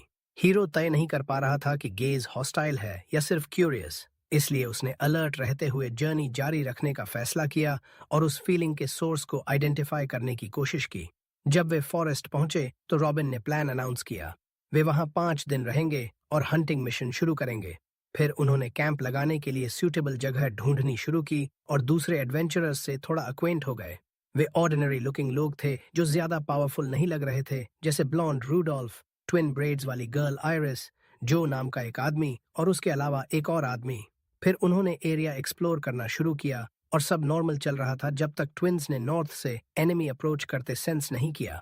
गिल के पास डिटेक्शन एबिलिटी थी, फिर भी उसने एनिमी को थोड़ी देर बाद ही नोटिस किया, जिससे साफ हो गया कि ट्विंस की सेंसरी एबिलिटीज कितनी सुपीरियर हैं। एनिमी एक पावरफुल रेड वुल्फ था। नाइट अटैक लॉन्च करने से पहले ही ट्विंस उसकी तरफ दौड़ पड़े और इनक्रेडिबल स्पीड से उसे फिनिश ऑफ कर दिया, जैसे कोई बॉल से खेल रहे हों। जब हीरो ने ये सीन देखा तो पैनिक हो गया, क्योंकि वह भूल गया था कि आज का प्लान क्वाइटली और बिना अटेंशन खींचे मूव करने का था, लेकिन अब बहुत देर हो चुकी थी। खासकर जब नाइट्स हॉरर से देख रहे थे कि ट्विंस मॉन्स्टर का कॉप्स टॉय की तरह खींच रहे हैं। हीरो ने टेंशन कम करने की कोशिश की और कहा कि कुछ मूवमेंट और फाइटिंग दूसरों को भी करने दो, लेकिन रॉबिन ने जल्दी समझ लिया कि डिफीटेड वुल्फ सी रैंक था और बोला कि हालांकि वह जानता था कि ट्विंस टैलेंटेड हैं, लेकिन कभी एक्सपेक्ट नहीं किया था कि वे पूरी टीम को कैरी कर सकते हैं। हीरो के पास कोई चारा नहीं था सिवाय ये बताने के कि ट्विंस लंबे समय से फॉरेस्ट में रहे हैं, इसलिए नेविगेशन और हैंडलिंग में इतने स्किल्ड हो गए हैं। और सच में सब ट्विंस के पीछे पीछे चलने लगे, जबकि वे इंपॉर्टेंट प्लांट्स और मटेरियल्स इकट्ठा कर रहे थे। हीरो की सलाह से एलन और एलेना भी मॉन्स्टर्स को किल करने का काम दूसरों पर छोड़ने लगे और उन्होंने टीम को ऑक्स के ग्रुप के खिलाफ बैटल लीड करने दिया। रॉबिन ने उस मौके का फायदा उठाया और कंफर्म किया कि हीरो सिर्फ ई रैंक एडवेंचरर नहीं है, इसलिए उसने रूडोल्फ से कहा कि सिटी लौटते ही हीरो के लिए रैंक इवैल्यूएशन टेस्ट रेकमेंड करे। लेकिन सबसे बड़ा सरप्राइज ये था कि ऑक्स को ग्रुप्स में अटैक नहीं करना चाहिए था और एनिमीज को फॉरेस्ट के इस एरिया में अपीयर ही नहीं करना चाहिए था, जिससे सबको लगा कि कुछ रॉन्ग है। अचानक स्काई में रेड फ्लेयर दिखा और वो सिग्नल था कि दूसरे 2 यूनिट्स में से एक डेंजर में है। समय बहुत इंपॉर्टेंट था, इसलिए हीरो ने विंड की पावर से जल्दी लोकेशन पर पहुंच गया और वहां नाइट को रेड वुल्व्स के पैक से घिरा हुआ पाया। बिना किसी हेजिटेशन के उसने और उसकी टीम ने उन्हें स्विफ्टली वाइप आउट कर दिया। जब वे दूसरों के पास लौटे तो माहौल फिर जोकिंग और लाफ्टर में बदल गया, जब तक उन्हें फिर वही स्ट्रेंज गेज महसूस नहीं हुआ, लेकिन इस बार वो क्लोजर था। उस रात हीरो शॉक्ड हो गया जब उसने एडवेंचरर्स द्वारा तैयार किए जाने वाले डिनर को देखा। सिर्फ मीट और वेजिटेबल्स वाला सूप, कुछ और नहीं। सच में वो भूख मिटाने के लिए काफी था, लेकिन हीरो की कल्पना से बहुत दूर था। इसलिए उसने पूछा कि आयरिस प्रॉपर मील क्यों नहीं बना रही, लेकिन टीम ने बताया कि उसका कुकिंग सबसे वर्स्ट है और अगर उसे किचन के पास आने दिया तो पॉइजनिंग से मर सकते हैं। इस बात ने हीरो को एक पल के लिए डिसबिलीफ में डाल दिया और वह सोचने लगा कि कैसे पॉसिबल है कि सारी विमेन अच्छी कुकिंग नहीं कर पाती। उसके बाद उसने इंस्ट्रक्शंस दे दिए ताकि वे रिस्पेक्टेबल डिनर बना सकें। अगले दिन हीरो को फिर लगा कि कोई उसे देख रहा है और जैसे जैसे समय बीतता गया फॉरेस्ट और भी स्ट्रेंज हो गया, क्योंकि पूरे दिन उन्हें लगभग कोई मॉन्स्टर्स नहीं मिले। स्थिति ऐसे ही चलती रही जब तक अचानक बदलाव नहीं आया और वे एक जाइगैंटिक ईविल सर्पेंट के सामने नहीं आ गए जो हर फिजिकल और मैजिकल अटैक को विथस्टैंड कर लेता था। हीरो तुरंत समझ गया कि ये एनिमी जेन्युइन डेंजर है, इसलिए उसने एलन और एलेना को डिस्टेंस पर रहने को कहा, जबकि वह और वॉरियर्स उस पर अटैक करने की कोशिश करते रहे, लेकिन कोई फायदा नहीं हुआ। उसी पल हीरो को फिर हॉस्टाइल गेज फील हुआ जो स्पेसिफिकली उस पर फोकस था। उसने उसकी कंसंट्रेशन शैटर कर दी। उसी इंस्टेंट ट्विंस इंटरवीन करने की कोशिश की, लेकिन मॉन्स्टर ने उन्हें वायलेंट ब्लो मारा और उड़ा दिया। सच में सिचुएशन डेंजरस इसलिए थी क्योंकि इस वर्ल्ड के 2 सबसे छोटे और स्ट्रॉन्गेस्ट बीइंग्स अब जमीन पर पड़े थे। उस पॉइंट पर हीरो का सारा कंपोजर खो गया, शुद्ध फियर और रेज से, क्योंकि किसी की मर्डरस इंटेंट और अपनी गलती की वजह से ट्विंस को चोट लग गई थी। उस पल उसके दिल का सारा गुस्सा इकट्ठा हो गया और उसने एडवांस्ड विंड मैजिक ट्राई करने का फैसला किया। नेचुरली वह खुद से एग्जीक्यूट नहीं कर पाता था, इसलिए उसने रूडोल्फ और दूसरों से कहा कि जाइगेंटिक सर्पेंट को डिस्ट्रैक्ट करें जबकि वह अटैक चार्ज करे। एडवेंचरर्स ने अपना पूरा जोर लगाया ताकि उसे टाइम मिले, और जब हीरो को लगा कि सब रेडी है तो उसने उन्हें पीछे हटने को कहा। फिर सैकड़ों छोटे विंड बेस्ड अटैक्स का स्टॉर्म अनलीश कर दिया, जिसने न सिर्फ सर्पेंट को किल कर दिया बल्कि फॉरेस्ट के बड़े हिस्से को भी डिस्ट्रॉय कर दिया। रॉबिन ने कहा कि उसने कभी इतनी ओवरवेलमिंग पावर वाली मैजिक नहीं देखी, लेकिन प्रॉब्लम अभी खत्म नहीं हुई थी, क्योंकि हालांकि ट्विंस के वुंड्स इंप्रूव हो गए थे, हीरो आखिरकार उन स्ट्रेंज स्टेयर्स का सोर्स आइडेंटिफाई कर ही चुका था। पूर्ण रिजॉल्व के साथ वह रिस्पॉन्सिबल व्यक्ति की तरफ चार्ज कर गया, एक पर्पल हेड नाइट नाम सागी। उसने सोर्ड से उसे पिन डाउन किया और जवाब मांगा। रॉबिन को कुछ समझ नहीं आ रहा था और सागी खुद भी नहीं समझ रहा था, लेकिन हीरो ने उससे पूछा कि ब्लड लस्ट भरी आंखों से उसे क्यों देखा। रूडोल्फ ने भी कंफर्म किया क्योंकि उसने भी वही लुक्स नोटिस किए थे। इसलिए वे दबाते रहे जब तक सिगीसी ने आखिरकार एडमिट नहीं कर लिया कि जेलसी उस वजह से थी क्योंकि हीरो ने रॉबिन का रिस्पेक्ट इतनी जल्दी हासिल कर लिया था। उस पॉइंट पर हीरो समझ गया कि सागी अपने कमांडर की एडमायर करता है। लेकिन मामला थोड़ा और कॉम्प्लिकेटेड लग रहा था क्योंकि सिगीसी रेड हेयर्ड मैन से भी इन्फैचुएटेड था और इसीलिए जेलसी वो तरह की थी जो फीलिंग्स मैनिपुलेट करने को ज्यादा ड्राइव करती थी। उसके बाद एम्बैरेसमेंट की सीक्वेंस आई, बहुत सारे जोक्स, रॉबिन की एब्सोल्यूट रिजेक्शन, ब्रोकन हार्ट्स और आखिर में मामला उससे आगे नहीं बढ़ा। उसके बाद उन्होंने प्लेजेंट डिनर किया। फिर हीरो ने अपनी स्टैट्स देखी और नोटिस किया कि वह लेवल 25 पर पहुंच चुका है और उसके पास वाटर मैजिक में 50 पॉइंट्स हैं। ये बात उसे बहुत हैरान कर गई। उसे लगा कि शायद यह सिल की कोई और गिफ्ट है, लेकिन वह बात जल्दी ही पीछे छूट गई जब उन्होंने मिशन खत्म करने का फैसला किया और घायलों का इलाज कराने के लिए शहर लौट आए। अगले दिन टकुमी ने एडवेंचरर्स गिल्ड के गिल्ड मास्टर से मुलाकात की जिनका नाम यान था। उसे रॉबिन और रुडोल्फ से रिपोर्ट मिली थी और दोनों ने जोर देकर कहा था कि टकुमी का रैंक बढ़ा दिया जाए। एक तरफ तो यह अच्छी बात लग रही थी और वे ट्विंस का भी रैंक बढ़ाना चाहते थे, लेकिन समस्या यह थी कि ऐसे प्रमोशन से उन्हें ज्यादा मुश्किल क्वेस्ट मिलने लगेंगी और खतरा भी बढ़ जाएगा। बहुत सोचने के बाद टकुमी ने साफ साफ कहा कि ट्विंस को अभी सिर्फ डी रैंक पर ही बढ़ाया जाए ताकि वे सी रैंक और बी रैंक के बीच की क्वेस्ट्स अपेक्षाकृत सुरक्षित तरीके से कर सकें। उसके बाद लूना ने उनके कार्ड अपडेट किए और उनसे कहा कि पिछले एडवेंचर में जो लूट इकट्ठा हुई थी वो सब सौंप दो। लूना इस बात पर बहुत एक्साइटेड थी। फिर हम देखते हैं कि टक्कुमी अपनी बड़ी फैमिली के साथ घूम रहा है और मजे ले रहा है। ट्विंस बचकानी हरकतें कर रहे थे, जैसे मजेदार चेहरे बना रहे थे और जो को बोलना सिखाने की कोशिश कर रहे थे। सच कहें तो यह सुनने में अजीब लग सकता है, लेकिन चूंकि वे दोनों बच्चे बेहद टैलेंटेड थे, इसलिए यह पूरी तरह नामुमकिन नहीं था कि जो एक दिन सच में बोलना सीख जाए। थोड़ी देर बाद टकुमी ने सोचा कि अगर ट्विंस एडवेंचरर्स बनकर काम करने वाले हैं तो उन्हें पैसे मैनेज करना भी सीखना चाहिए। इसलिए उसने उन्हें सब कुछ समझाया जो जानना जरूरी था। कुछ उदाहरणों के बाद ट्विंस मार्केट जाने के लिए तैयार हो गए और कुछ चीजें खरीदने लगे। सभी व्यापारी उनके इंटेलिजेंस से हैरान रह गए। आखिरकार वे लाइब्रेरी पहुंच गए। टकुमी सीधा मैजिक सेक्शन में गया और वहां उसे एक बेहतरीन किताब मिली जिसकी मदद से वह वाटर एलिमेंट की अपनी एबिलिटी डेवलप करना शुरू कर सकता था। ट्विंस ने पूछा, यह किताब क्या है? और जब वह उन्हें समझाने की कोशिश कर रहा था तब एक बुजुर्ग और क्यूरियस महिला उनकी बातें सुन रही थी। उसने फैसला किया और उन्हें इलस्ट्रेटेड किताबों का एक सेट गिफ्ट कर दिया जो पढ़ना सीखने में बहुत परफेक्ट थीं। सच कहें तो टकुमी बहुत लॉन्ग टर्म सोचने लगा था और दूर की नजर से देखें तो यह एक दिन ट्विंस को स्पेस इंजीनियर्स के लेवल तक ले जा सकता था। अगले दिन उन्होंने गिल्ड की रिक्वेस्ट्स लेना जारी रखा और एक छोटी मिशन चुनी जिसमें खोए हुए बिल्ली को ढूंढना था। टकुमी ने अपने साथ फैमिलियर्स को भी समन कर लिया क्योंकि वे मिशन में मददगार साबित होंगे। कई घंटों की तलाश के बाद ट्विंस ने जिद की कि सर्च जारी रखें और आखिरकार उन्हें बिल्ली मिल गई। वह छोटी, प्यारी और बहुत तेज थी। फिर उन्होंने उसे उसके मालिक के पास लौटा दिया। इससे ट्विंस और भी ज्यादा एक्साइटेड हो गए कि और चीजें ढूंढते रहें। लेकिन लूना ने उन्हें बताया कि अब सिर्फ एक ही क्वेस्ट उपलब्ध है, पास के गांव में गॉब्लिन्स को खत्म करना, क्योंकि छोटे रिवॉर्ड की वजह से कोई भी एडवेंचरर इसे लेने को तैयार नहीं था। टकुमी ने इसे उनकी स्किल्स डेवलप करने का अच्छा मौका समझा, इसलिए तुरंत मान गया और इस तरह वे गांव पहुंच गए। जब गांव के चीफ ने उन्हें पहली बार देखा तो उन्हें शक हुआ कि ये लोग कोई काम के होंगे भी या नहीं। उसकी यह रिएक्शन समझ में आने वाली थी। सोचो, तुम्हारी फार्म पर इमरजेंसी है, हर रोज गॉब्लिन्स की टोलियां आकर सब कुछ तबाह कर रही हैं। तुम आर्मी का इंतजार कर रहे हो और अचानक तुम्हारे सामने आते हैं सिर्फ एक आदमी और 2 बच्चे। खुशकिस्मती से टकुमी समझ गया कि पहली छाप अच्छी नहीं बनी है, इसलिए उसने तुरंत अपना आइडेंटिफिकेशन कार्ड दिखाया और बताया कि वह रैंक है। उसके बाद वह आगे बढ़ा और एक बीस्ट को रिलीज कर दिया, या यूं कहें कि उसने ट्विंस को अपने फैमिलियर्स के साथ सारे दुश्मनों पर अटैक करने दिया। ट्विंस ने सच में एक स्लॉटर मचा दिया, पूरा मूवमेंट और खून खराबा, लेकिन उनकी क्यूट अपीयरेंस की वजह से सीन कुछ अजीब सा प्यारा लग रहा था। और भी हैरानी की बात यह थी कि फैमिलियर्स टेलीपैथी से बात कर सकते थे। टकुमी को धुएं की पतली लकीर दिखी और उसे पता चला कि लड़ाई में छोटी आग लग गई है।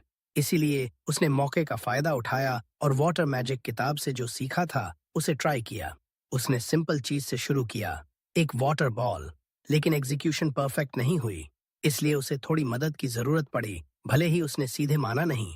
थोड़ी देर बाद एलन और एलेनाना ने प्यार से उसे रीअश्योर किया और धीरे से उसके सिर पर थपथपाया।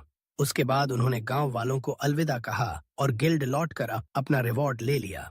उस रात ट्विंस ने टकुमी से मछलियों वाली किताब पढ़कर सुनाने को कहा, और उसी पल उसे एहसास हुआ कि हालांकि ट्विंस बहुत पावरफुल हैं, लेकिन वे कभी उन जगहों की सीमा से बाहर नहीं गए थे जिन्हें वे जानते थे। जंगल, शहर और पास की कुछ जगहें बस।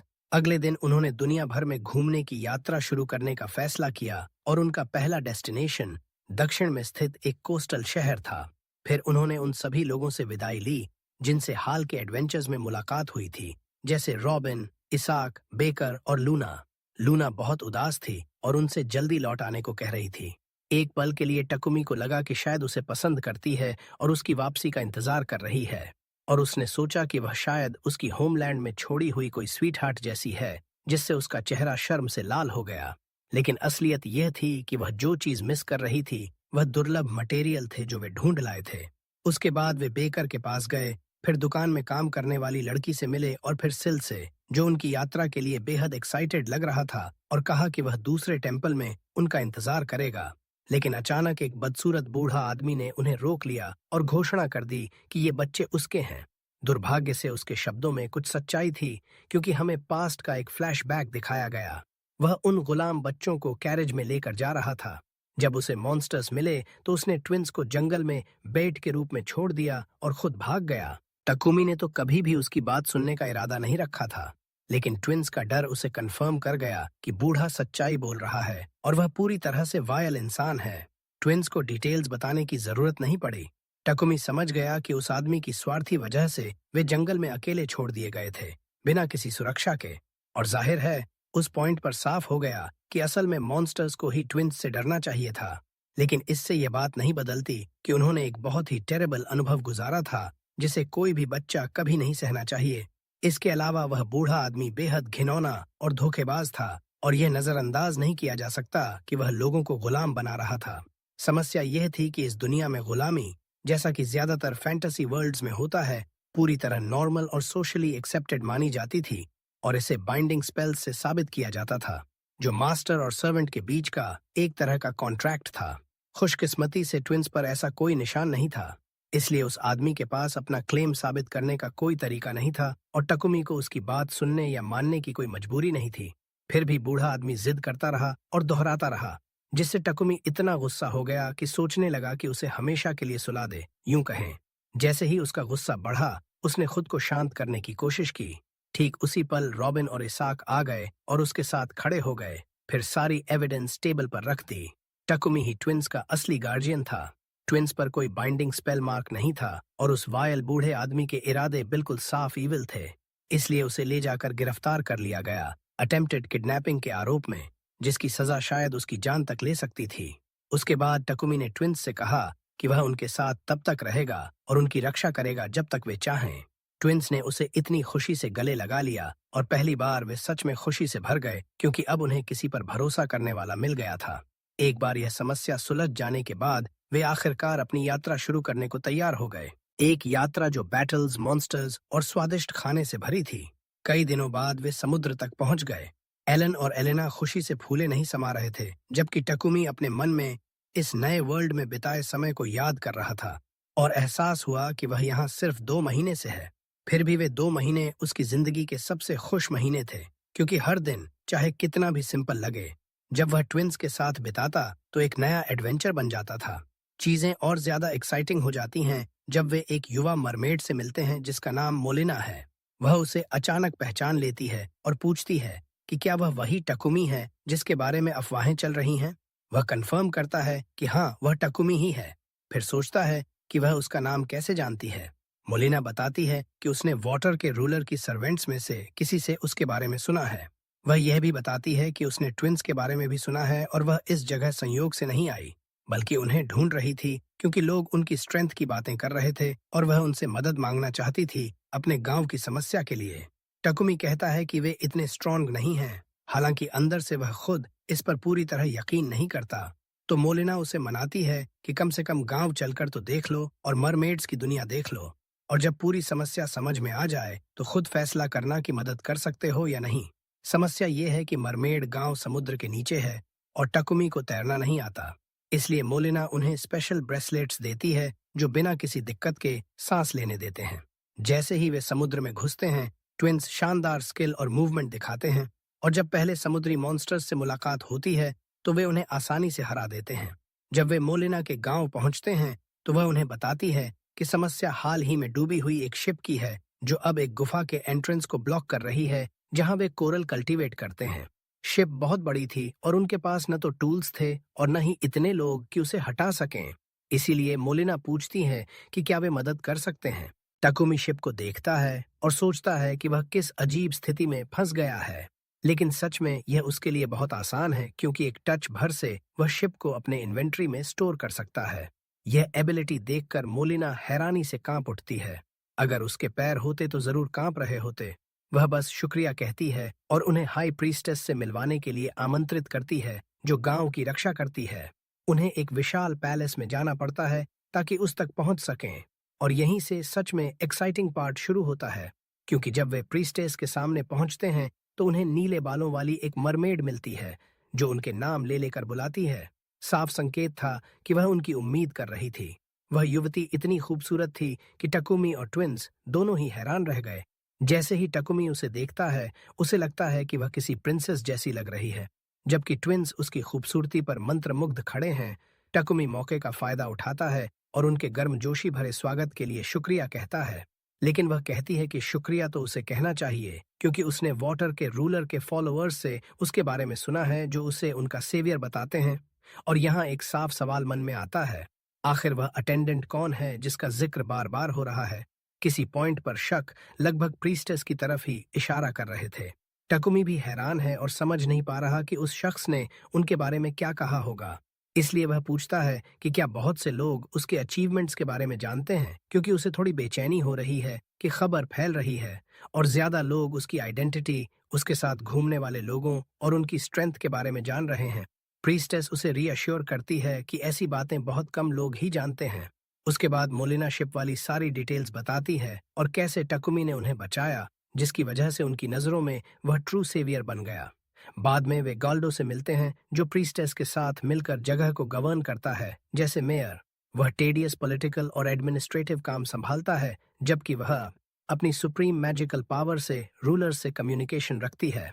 और सच कहें तो वे उसके लिए सिर्फ इतना ही कर सकते हैं कि जो उसने किया उसके लिए रिवॉर्ड दें। इसीलिए प्रीस्टेस कहती है कि जो चाहे मांग लो। टकुमी का चेहरा शर्म से लाल हो जाता है और किसी को नहीं पता कि उस पल उसके मन में क्या चल रहा था। फिर उसे अपने सभी फेल्ड अटेम्प्ट्स याद आते हैं जिसमें वह सिंपल वाटर बॉल भी नहीं कास्ट कर पाया था। इसलिए वह उनसे इंटेंसिव मैजिक लेसन्स मांगता है ताकि वह इसे इस्तेमाल करना सीख सके। वह बताता है कि वाटर मैजिक के उसके पिछले सभी अटेम्प्ट्स फेल हो चुके हैं और ट्विंस ने तो पहले कभी ट्राई भी नहीं किया, मतलब वे स्क्रैच से शुरू कर रहे हैं। गाल्डो उन्हें मदद करने का फैसला करता है, लेकिन प्रीस्टेस को लगता है कि यह अकेला काफी नहीं है जो प्रॉपर रिवॉर्ड कहलाए। फिर भी टकुमी जिद करता है कि उसे पैसे नहीं चाहिए। तब मोलिना एक और आइडिया देती है कि गांव को जो चीज नहीं चाहिए लेकिन उनके लिए बहुत यूजफुल होगी वह उन्हें दे दें। पूरी सीरियसनेस में वह उन्हें एक जगह ले जाती है जो कचरे जैसी लग रही थी, लेकिन इससे पहले कि वे गलत समझें, साफ हो जाता है कि गांव वाले जो रिफ्यूज समझते हैं वह कुछ और नहीं बल्कि मोतियों या शेलफिश से निकाले गए पत्थर हैं जिन्हें खाने के बाद निकाला जाता है। प्रीस्टेस उनसे माफी मांगती है और कहती है कि उसे थोड़ी शर्मिंदगी हो रही है कि उन्हें इस जगह लाई, लेकिन वह बताती है कि इंसान अजीब तरह से इन चीजों के प्रति हमेशा क्यूरियस रहते हैं। टकुमी कहता है कि कोई समस्या नहीं है, और सच कहें तो उनके चेहरों पर खुशी के निशान साफ दिख रहे थे। इसलिए वह मौका नहीं गंवाता और सारी चीजें अपने इन्वेंट्री में स्टोर कर लेता है। उसके बाद वे लग्जरी डिनर करते हैं जब तक मैजिक लेसन्स का समय नहीं हो जाता। वहां बुजुर्ग आदमी उन्हें मैजिक की बेसिक्स और कुछ ट्रिक्स समझाने लगता है और टकुमी एलन और एलेना की एबिलिटी देखकर हैरान रह जाता है कि वे पहली बार में ही इंस्ट्रक्शन समझ रहे हैं। गाल्डो बेसिक्स सिखाने के बाद प्रीस्टेस के साथ वापस चले जाते हैं और ट्विंस को पूरा दोपहर प्रैक्टिस करने देते हैं जब तक एकदम अचानक बदलाव होता है। टकुमी को ध्यान जाता है कि ट्विंस पानी से आ रही किसी क्रीचर से डर गए हैं, इसलिए वो अपनी डिटेक्शन एबिलिटी इस्तेमाल करके देखना चाहता है कि वो क्या है, लेकिन सच में उसे करने की जरूरत नहीं पड़ती क्योंकि बस 1 सेकंड बाद वो क्रीचर पानी की सतह से बाहर निकल आता है और पता चलता है कि वो पूरी तरह पानी से बना हुआ कोई बीइंग है। दूसरी तरफ हम देखते हैं कि सिल माया को डांट रहा है, जो वेंडेल के फॉलोअर्स की लीडर है। वेंडेल वाटर का रूलर है। सिल बहुत गुस्सा है क्योंकि माया ही थी जिसने सबसे पहले मरमेड्स के पास जाकर टकुमी और ट्विंस की सारी एडवेंचर्स के बारे में बता दिया था। जब वो पूछता है कि तूने ऐसा क्यों किया, तो माया मान लेती है कि वो बस थोड़ी देर के लिए देखने गई थी कि वो कैसे कर रहे हैं। और जब उसे लगा कि मरमेड्स कोई प्रॉब्लम फेस कर रही हैं, तो उसने मदद करने के लिए हिंट दे दिया कि एक ह्यूमन है जो मदद कर सकता है। अगर सवाल ये है कि उसने वाटर के रूलर को सीधे क्यों नहीं बताया, तो यहाँ हमें ये भी पता चलता है कि रूलर्स के पास ह्यूमन वर्ल्ड में इंटरवीन करने की सीमित संख्या होती है। इसीलिए उनका सबसे अच्छा ऑप्शन टकुमी की तरफ मुड़ना था। फिर भी सिल कहता है कि हम उस पर बहुत बड़ा कर्ज चढ़ा रहे हैं और उसे सिर्फ एक और प्रॉब्लम सॉल्व करने के लिए वहां ले जाना उसके बोझ को और बढ़ा रहा है। कितना भी आसान टास्क हो, टकुमी से पहले पूछना जरूरी है। सिल ने इस मिशन को सिर्फ इसलिए अलाउ किया क्योंकि आखिर में लड़के और ट्विंस को भी फायदा हुआ। माया चली जाती है, लेकिन सिल का गुस्सा और बढ़ जाता है जब उसे याद आता है कि ये सब सिर्फ इसलिए हो रहा है क्योंकि वेंडेल आलसी है और वाटर के रूलर होने के नाते अपना काम नहीं कर रहा। फिर भी उसकी शिकायतें बीच में ही रुक जाती हैं जब उसका असिस्टेंट कुछ अजीब चीज नोटिस करता है। टकुमी के साथ क्या हो रहा है और वो कौन है जो वाटर बीस्ट के क्लॉज से अपनी जान गंवाने वाला लग रहा है? शायद ये थोड़ी एग्जैजरेशन है। हम वापस ट्विंस के पास जाते हैं और देखते हैं कि वो क्रीचर पूरी तरह पानी से नहीं बना है, बल्कि वो एक विशाल ड्रैगन है जो वाटर को कंट्रोल करता है। और इससे भी बुरा ये कि वो कोई ऑर्डिनरी जायंट मॉन्स्टर नहीं है, क्योंकि जब अप्रेजल होता है तो पता चलता है कि ये लेवायथन है और वाटर के रूलर का सर्वेंट है। हालांकि पहली नजर में लगता है कि ये उन पर अटैक करने वाला है, लेकिन ये बस रुक जाता है और उन्हें घूरने लगता है, जैसे उनकी एग्जिस्टेंस को एनालाइज कर रहा हो। अचानक ड्रैगन बोलता है और पूछता है, Why are the children of the ruler of water with the servant of the ruler of wind? ये शब्द टकुमी के लिए बहुत बड़ा शौक है। इसलिए वो ड्रैगन से ट्विंस के बारे में पूछता है कि ये वाटर के रूलर के चिल्ड्रन हैं। नेचुरली वो बेवकूफ नहीं है और उसी पल उसकी सस्पिशंस कंफर्म हो जाती हैं, क्योंकि लेवायथन मान लेता है कि ये दोनों सच में वाटर के रूलर के चिल्ड्रन हैं। ये भी मानता है कि जब ये पैदा हुए थे तो वो खुद इनकी प्रोटेक्शन की जिम्मेदारी संभाल रहा था और कुछ समय तक करता रहा, लेकिन ड्रैगन होने के नाते वो ह्यूमन लैंड्स में हमेशा रहकर प्रोटेक्ट नहीं कर सकता था। बात की खूबसूरत बात यह है कि फेट ने उन्हें फिर से मिला दिया और इसीलिए ये प्रपोज करता है कि वो टकुमी के साथ टेम्पररी पैक्ट बना लें। इस तरह उनके बीच बॉन्ड तो रहेगा, लेकिन मास्टर और सर्वेंट वाला रिलेशनशिप नहीं होगा, बल्कि ऐसा रिलेशनशिप होगा जिससे टकुमी जब जरूरत पड़े तो इसे बुला सके और ये खुद डिसाइड करेगा कि आएगा या नहीं। टकुमी इससे अग्री कर लेता है और अग्रीमेंट सील करने के लिए वो इसे नाम देता है काइसर। ड्रैगन ट्विंस को भी अपने साथ रहने का मौका देता है, लेकिन ट्विंस टकुमी से चिपक जाते हैं और कहते हैं कि उनके लिए वो फादर जैसा है। काइजर ये देख लेता है, डराने के लिए सॉरी कहता है, फिर उन्हें कुछ स्केल्स देता है जिनसे वो उसका लोकेशन जान सकेंगे और उसके बाद उन्हें मरमेड विलेज तक एस्कॉर्ट कर देता है। वे वहां सिर्फ फाइनल फेयरवेल करने के लिए लौटते हैं। हालांकि प्रीस्टेस और मोलिना कहती हैं कि कुछ और दिन रुक जाओ, लेकिन टकुमी उन्हें समझाता है कि उनके सामने अब भी लंबा जर्नी है। फिर भी दोनों लड़कियां मान लेती हैं और रास्ते के लिए स्वादिष्ट फूड तैयार कर देती हैं। वहां से वे सरफेस की तरफ चढ़ना शुरू करते हैं और अलग अलग तरह के एनिमीज से लड़ते हुए। और नेचुरली ये कहने की जरूरत नहीं कि आलन और एलेना ही लगभग सारा काम संभाल लेते हैं। ये सब नहीं, क्योंकि ट्विंस मॉन्स्टर के कोर्स को भी बड़ी कुशलता से शैटर कर रहे हैं, जैसे रोजमर्रा का एक्सरसाइज कर रहे हों। अचानक, जबकि वे अभी भी अंडर वाटर हैं, उन्हें एक बहुत बड़ी स्टोन स्ट्रक्चर दिखाई देती है। जगह का अपीयरेंस इतना इम्पोजिंग है कि टकुमी तुरंत सोचता है कि ये किसी डंजन या हिडन रूइन का एंट्रेंस होना चाहिए। वो सोचता है कि इसे इग्नोर करके आगे बढ़ जाएं। लेकिन यहाँ के ट्रू डिसीजन मेकर्स के दूसरे प्लान हैं, क्योंकि ट्विंस की क्यूरियोसिटी उनके साइज से कहीं ज्यादा बड़ी है और वे एडवेंचर में घुसकर सब कुछ देखने का फैसला कर लेते हैं, चाहे कितना भी खर्चा हो। धीरे धीरे वे डंजन में दाखिल होते हैं और लकीली उस समय कोई एनिमी नहीं मिलता। उल्टा वे एक जगह पहुंचते हैं जहां लाइट भरी हुई है, फ्रेश एयर है और एक टेलीपोर्टेशन डिवाइस है जो डंजन का स्टार्टिंग पॉइंट निकलता है। अपनी अप्रेजल एबिलिटी से टकुमी को पता चलता है कि ये डंजन नंबर 53 है और इसका नाम सजुनामी है। ये मीडियम लेवल डंजन है जिसमें 13 फ्लोर्स हैं। और यहाँ वहाँ कई टेलीपोर्टेशन डिवाइसेस बिखरे हुए हैं ताकि अगर सडन डेंजर आए तो कोई भी एस्केप कर सके। टकुमी खास तौर पर इस जगह में घुसने को उत्सुक नहीं था, लेकिन फिर भी उसने ट्विंस से पूछा कि वे क्या करना चाहते हैं। वो सोच रहा था कि इतनी लंबी स्विम के बाद वे थक गए होंगे, फिर भी नई अंडर वाटर डंजन को एक्सप्लोर करने की उनकी इच्छा जीत जाती है। और उन डिलिशियस फूड को खाने के बाद जो दो लड़कियों ने उनके लिए तैयार करके बॉक्स में पैक कर दिया था, वे पहली फ्लोर से आगे बढ़ना शुरू करते हैं। वहां उन्हें कुछ पॉइजन फ्रॉग्स मिलते हैं, तो ट्विंस वाटर मैजिक प्रैक्टिस करने का मौका ले लेते हैं। सरप्राइज ये थी कि पहली बार वे इतने ओवरवेलमिंगली एक्स्ट्रॉर्डिनरी नहीं लग रहे थे, बल्कि टारगेट को हिट करने में थोड़ी डिफिकल्टी हुई। और जब मैं डिफिकल्टी कह रहा हूं तो मतलब ये कि पहली अटेम्प्ट में नहीं मारा, दूसरी अटेम्प्ट में मारा। फिर भी ये साफ है कि ये दोनों बच्चे इस दुनिया के सबसे ताकतवर बीइंग्स के लिए भी आसान ओपोनेंट नहीं थे। दूसरी फ्लोर पर उन्हें एक सीक्रेट डोर मिली जो ट्रेजर रूम की तरफ ले गई। साथ में सबसे अजीब ट्रेजर्स थे जिनकी कल्पना भी नहीं की जा सकती, जैसे एक चेस्ट श्रिम्प से भरा हुआ और दूसरा ड्राइड फिश से भरा हुआ। और मैं कौन हूं जो ये जज करूं? हालांकि कई लोगों को ये ट्रेजर्स न लगें, लेकिन टकुमी जल्दी ही अपनी शॉपिंग लिस्ट बनाने लगा, सोचते हुए कि बाद में ट्विंस के लिए कितना डिलिशियस फूड बनाएगा। उन्हें एक हिडन पैसेज मिला जो 6th फ्लोर पर ले जाता था, लेकिन क्योंकि शाम हो चुकी थी उन्होंने उसे अगले दिन के लिए छोड़ दिया। टकुमी ने एक ग्रेट फीस्ट तैयार की और ट्विंस खाते खाते पूरी तरह भर गए, फिर पेट भरकर सो गए। अगले दिन वे 6th फ्लोर की तरफ अपनी जर्नी जारी रखते हैं। आगे बढ़ते हुए उन्हें और मॉन्स्टर्स मिलते हैं, और जब टकुमी को ध्यान जाता है कि ट्विंस अपनी मैजिक इस्तेमाल करने में अब कंफर्टेबल हो रहे हैं, तो वो उनकी स्टैट्स देखने का फैसला करता है, सिर्फ ये जानने के लिए कि वे लेवल 25 पहुंच चुके हैं। मतलब अब वो उससे सिर्फ 2 लेवल्स पीछे रह गए हैं। अब तक हम जानते थे कि टकुमी में फियर्स कम्पेटिटिव स्पिरिट है, लेकिन उसकी भी सीमा होती है। इसलिए वो फैसला करता है कि अब उसे खुद और स्ट्रॉन्गर बनना होगा, क्योंकि चाहे ट्विंस फेट से कितने भी ब्लेस्ड हों या ना हों, ये आइडिया कि 2 5-year-old बच्चे उससे स्ट्रॉन्गर हैं, उसे बहुत इरिटेटिंग लगता है।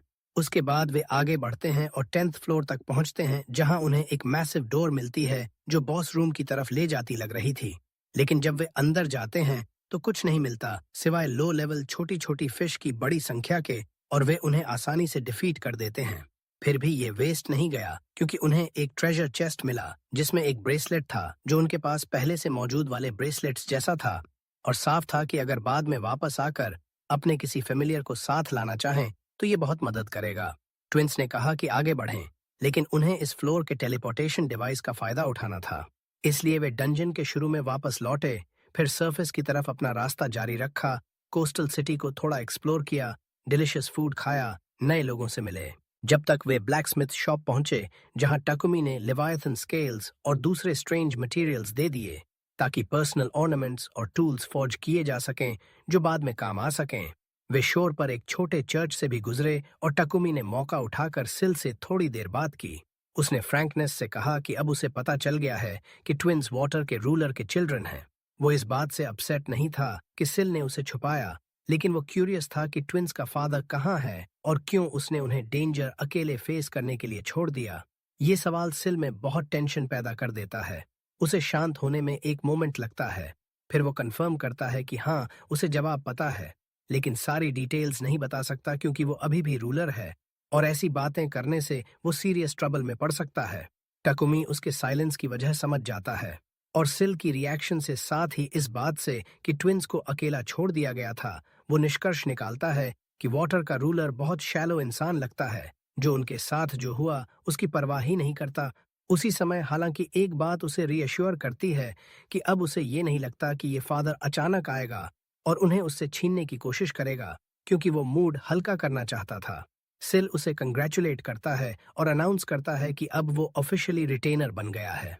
ये रैंक तब दी जाती है जब कोई रूलर किसी को ऑफिशियल ड्यूटी असाइन करता है जिसकी रिस्पॉन्सिबिलिटी वो खुद लेता है। मतलब अब तक जो सिंपल चीजें वो कर रहा था वो ट्रू मिशन नहीं गिनी गई, जबकि अब उसकी ऑफिशियल ड्यूटी ये हो गई है कि रूलर के रिप्रेजेंटेटिव्स में से एक बनकर ट्विंस को रेज और एजुकेट करे। दूसरे शब्दों में उसका प्राइमरी जॉब अच्छा फादर बनना है, जो सच में वो पहले से कर ही रहा था। इसके अलावा ये ड्यूटी वाइंड से कनेक्टेड नहीं थी, जैसा कि आप कल्पना कर सकते हैं।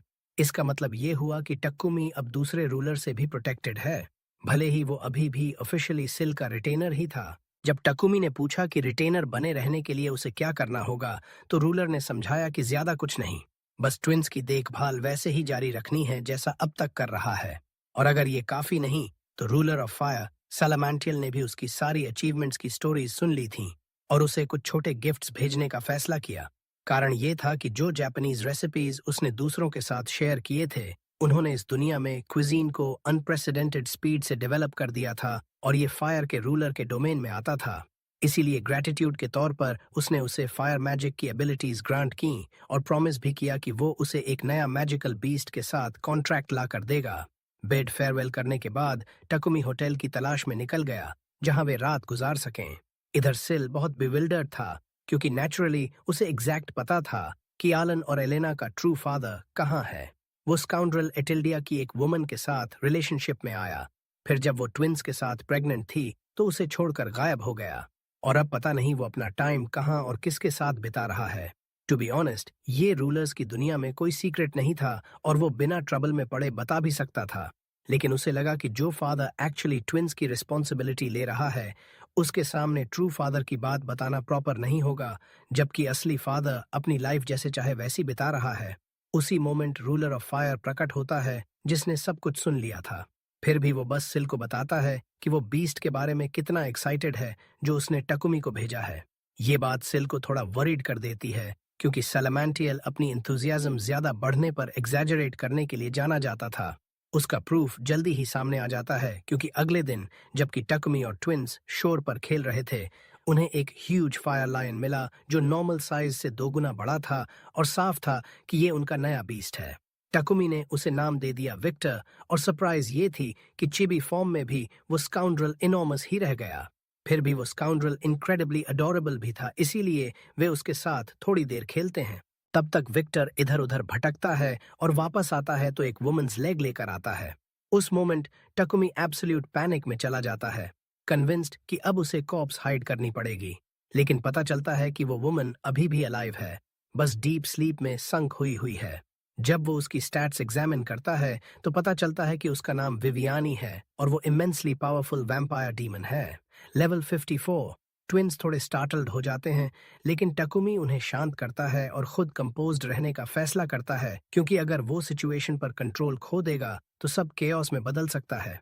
नेचुरली विवियानी पहले अटैक नहीं करती, बल्कि हर मूवमेंट को केयरफुली ऑब्जर्व करती है जैसे उन्हें टेस्ट कर रही हो। टकुमी सिचुएशन एनालाइज करने लगता है। विवियानी का लेवल उनसे बहुत ज्यादा हायर था, लेकिन उनकी strategy, water magic, fire magic और फेमिलियर्स के साथ अभी भी चांस था। उसी मोमेंट पूरा एटमॉस्फेयर बदल जाता है क्योंकि पहली बार ट्विंस को हाई लेवल ओपोनेंट से फेस करने का जेन्युइन एक्साइटमेंट महसूस होता है और वे प्लानिंग करने लगते हैं, रोल्स डिवाइड करने लगते हैं। जोएल विक्टर की मूवमेंट्स पर वॉच करेगा, आलन वाटर मैजिक कंट्रोल करेगा, एलेना फिजिकल सपोर्ट देगी, जबकि टकुमी एडवांस्ड मैजिकल अटैक्स पर फोकस करेगा। उन मोमेंट्स में टकुमी को जेन्युइन प्राइड महसूस होती है क्योंकि ये दोनों बच्चे सिर्फ वाटर के रूलर के डिसेंडेंट्स नहीं थे, बल्कि वे एक दूसरे के साथ खड़े होकर अपने से फार स्ट्रॉन्गर एनिमीज का भी सामना कर सकते थे। समस्या ये थी कि उन्हें नहीं पता था कि उसे कैसे वेकअप करें, इसलिए टकुमी ने अपना दिन नॉर्मली चलाने का फैसला किया और लंच तैयार करने लगा, जैसे खुद से कह रहा हो, if she will not wake to words, perhaps she will wake to food. ये सोल्यूशन सच में इफेक्टिव साबित हुआ क्योंकि डीमननेस फूड की स्मेल से रेवेनसली हंग्री होकर जाग गई, जैसे उसकी भूख जग गई हो। उसकी भूख ने ही उसे जगा दिया था, दिमाग नहीं। टाकुमी ने उसे कुछ खाना दिया और वो उसे अजीब तेजी से खा गई। थोड़ा शांत होने के बाद वो खुद को इंट्रोड्यूस करने लगी। उसने बताया कि वो एक स्पाई है और एक सीक्रेट मिशन पर आई थी, मेड के रूप में डिस्गाइज होकर। वो एक नोबल फैमिली की जांच कर रही थी जो अजीब प्रॉब्लम्स से घिरी हुई थी। मुश्किल ये थी कि काम के दौरान उसके सप्लाई खत्म हो गए थे, इसलिए उसे कुछ ट्रिक्स और संदिग्ध तरीकों से गुजरना पड़ा था। वो अजीब और उलझी हुई कहानियां सुनाने लगी। कभी कभी उसकी बातें बेतरतीब हो जाती थीं, लेकिन ट्विंस को ये सब बहुत मजा आ रहा था क्योंकि पहली बार उन्हें किसी ऐसे इंसान की कहानियां सुनने को मिल रही थीं जिनकी जिंदगी उनके अपनी से बिल्कुल अलग एडवेंचर्स से भरी हुई थी। आखिर में वो अजीब लड़की उठकर जाने लगी, लेकिन जाते जाते उसने टाकुमी से पूछा कि ट्विंस से उसका क्या रिश्ता है, क्या वो उनके फादर हैं या बड़े भाई। टाकुमी ने शांति से जवाब दिया कि वो खुद को उनका बड़ा भाई मानता है। ये सवाल ट्विंस का ध्यान खींच गया क्योंकि उन्हें मूल रूप से फादर शब्द का मतलब ही नहीं समझ आ रहा था। इसलिए वो टाकुमी को बड़े क्यूरियस नजरों से देखने लगे और उससे इसके बारे में पूछने लगे। टाकुमी ने उनके सवाल का मतलब समझ लिया और जान गया कि उन्हें अभी तक फैमिली का मतलब भी नहीं पता, क्योंकि हाल ही तक वो जंगल के बीच में अकेले रहते थे, सिर्फ एक दूसरे पर निर्भर रहकर। इसलिए वो बैठ गया और धीरे धीरे उन्हें समझाया कि फैमिली का मतलब है वो लोग जो तुम्हारी रक्षा करते हैं, तुम्हारी केयर करते हैं और चाहे कुछ भी हो जाए तुम्हारे साथ रहते हैं। उसने ज्यादा जटिल डिटेल्स में नहीं गया, लेकिन आखिर में शांत मुस्कान के साथ उसने कहा कि अब वो एक फैमिली हैं और यही सबसे ज्यादा मायने रखता है।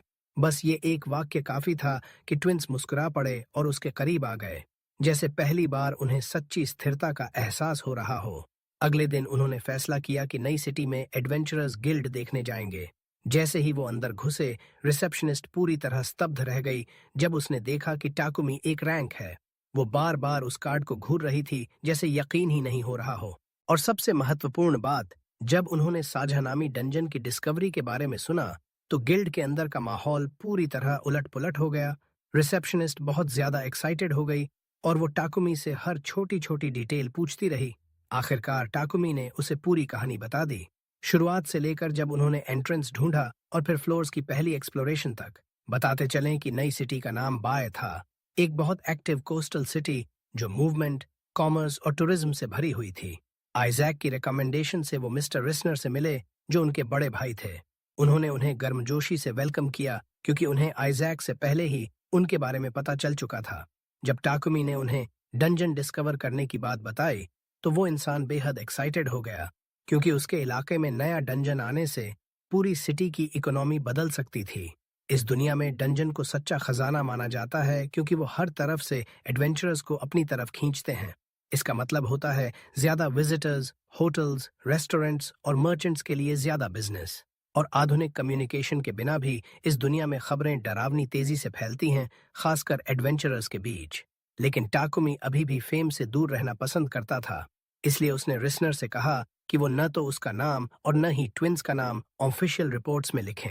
रिस्नर ने उसकी इच्छा का सम्मान करते हुए हामी भर दी, लेकिन बताया कि जो रिपोर्ट्स आखिरकार किंग तक पहुंचेंगी उनमें पूरी डिटेल्स हो सकती हैं, क्योंकि वो एडमिनिस्ट्रेटिव प्रोसीजर था जिसे करना जरूरी था। मामला थोड़ा शांत हो गया जब रिस्नर ने उन्हें अपने घर पर लंच के लिए इनवाइट किया। वहां उन्होंने उनकी वाइफ ओलिविया से मुलाकात की, जो बहुत जेंटल और गर्मजोशी से वेलकम करने वाली लेडी थीं।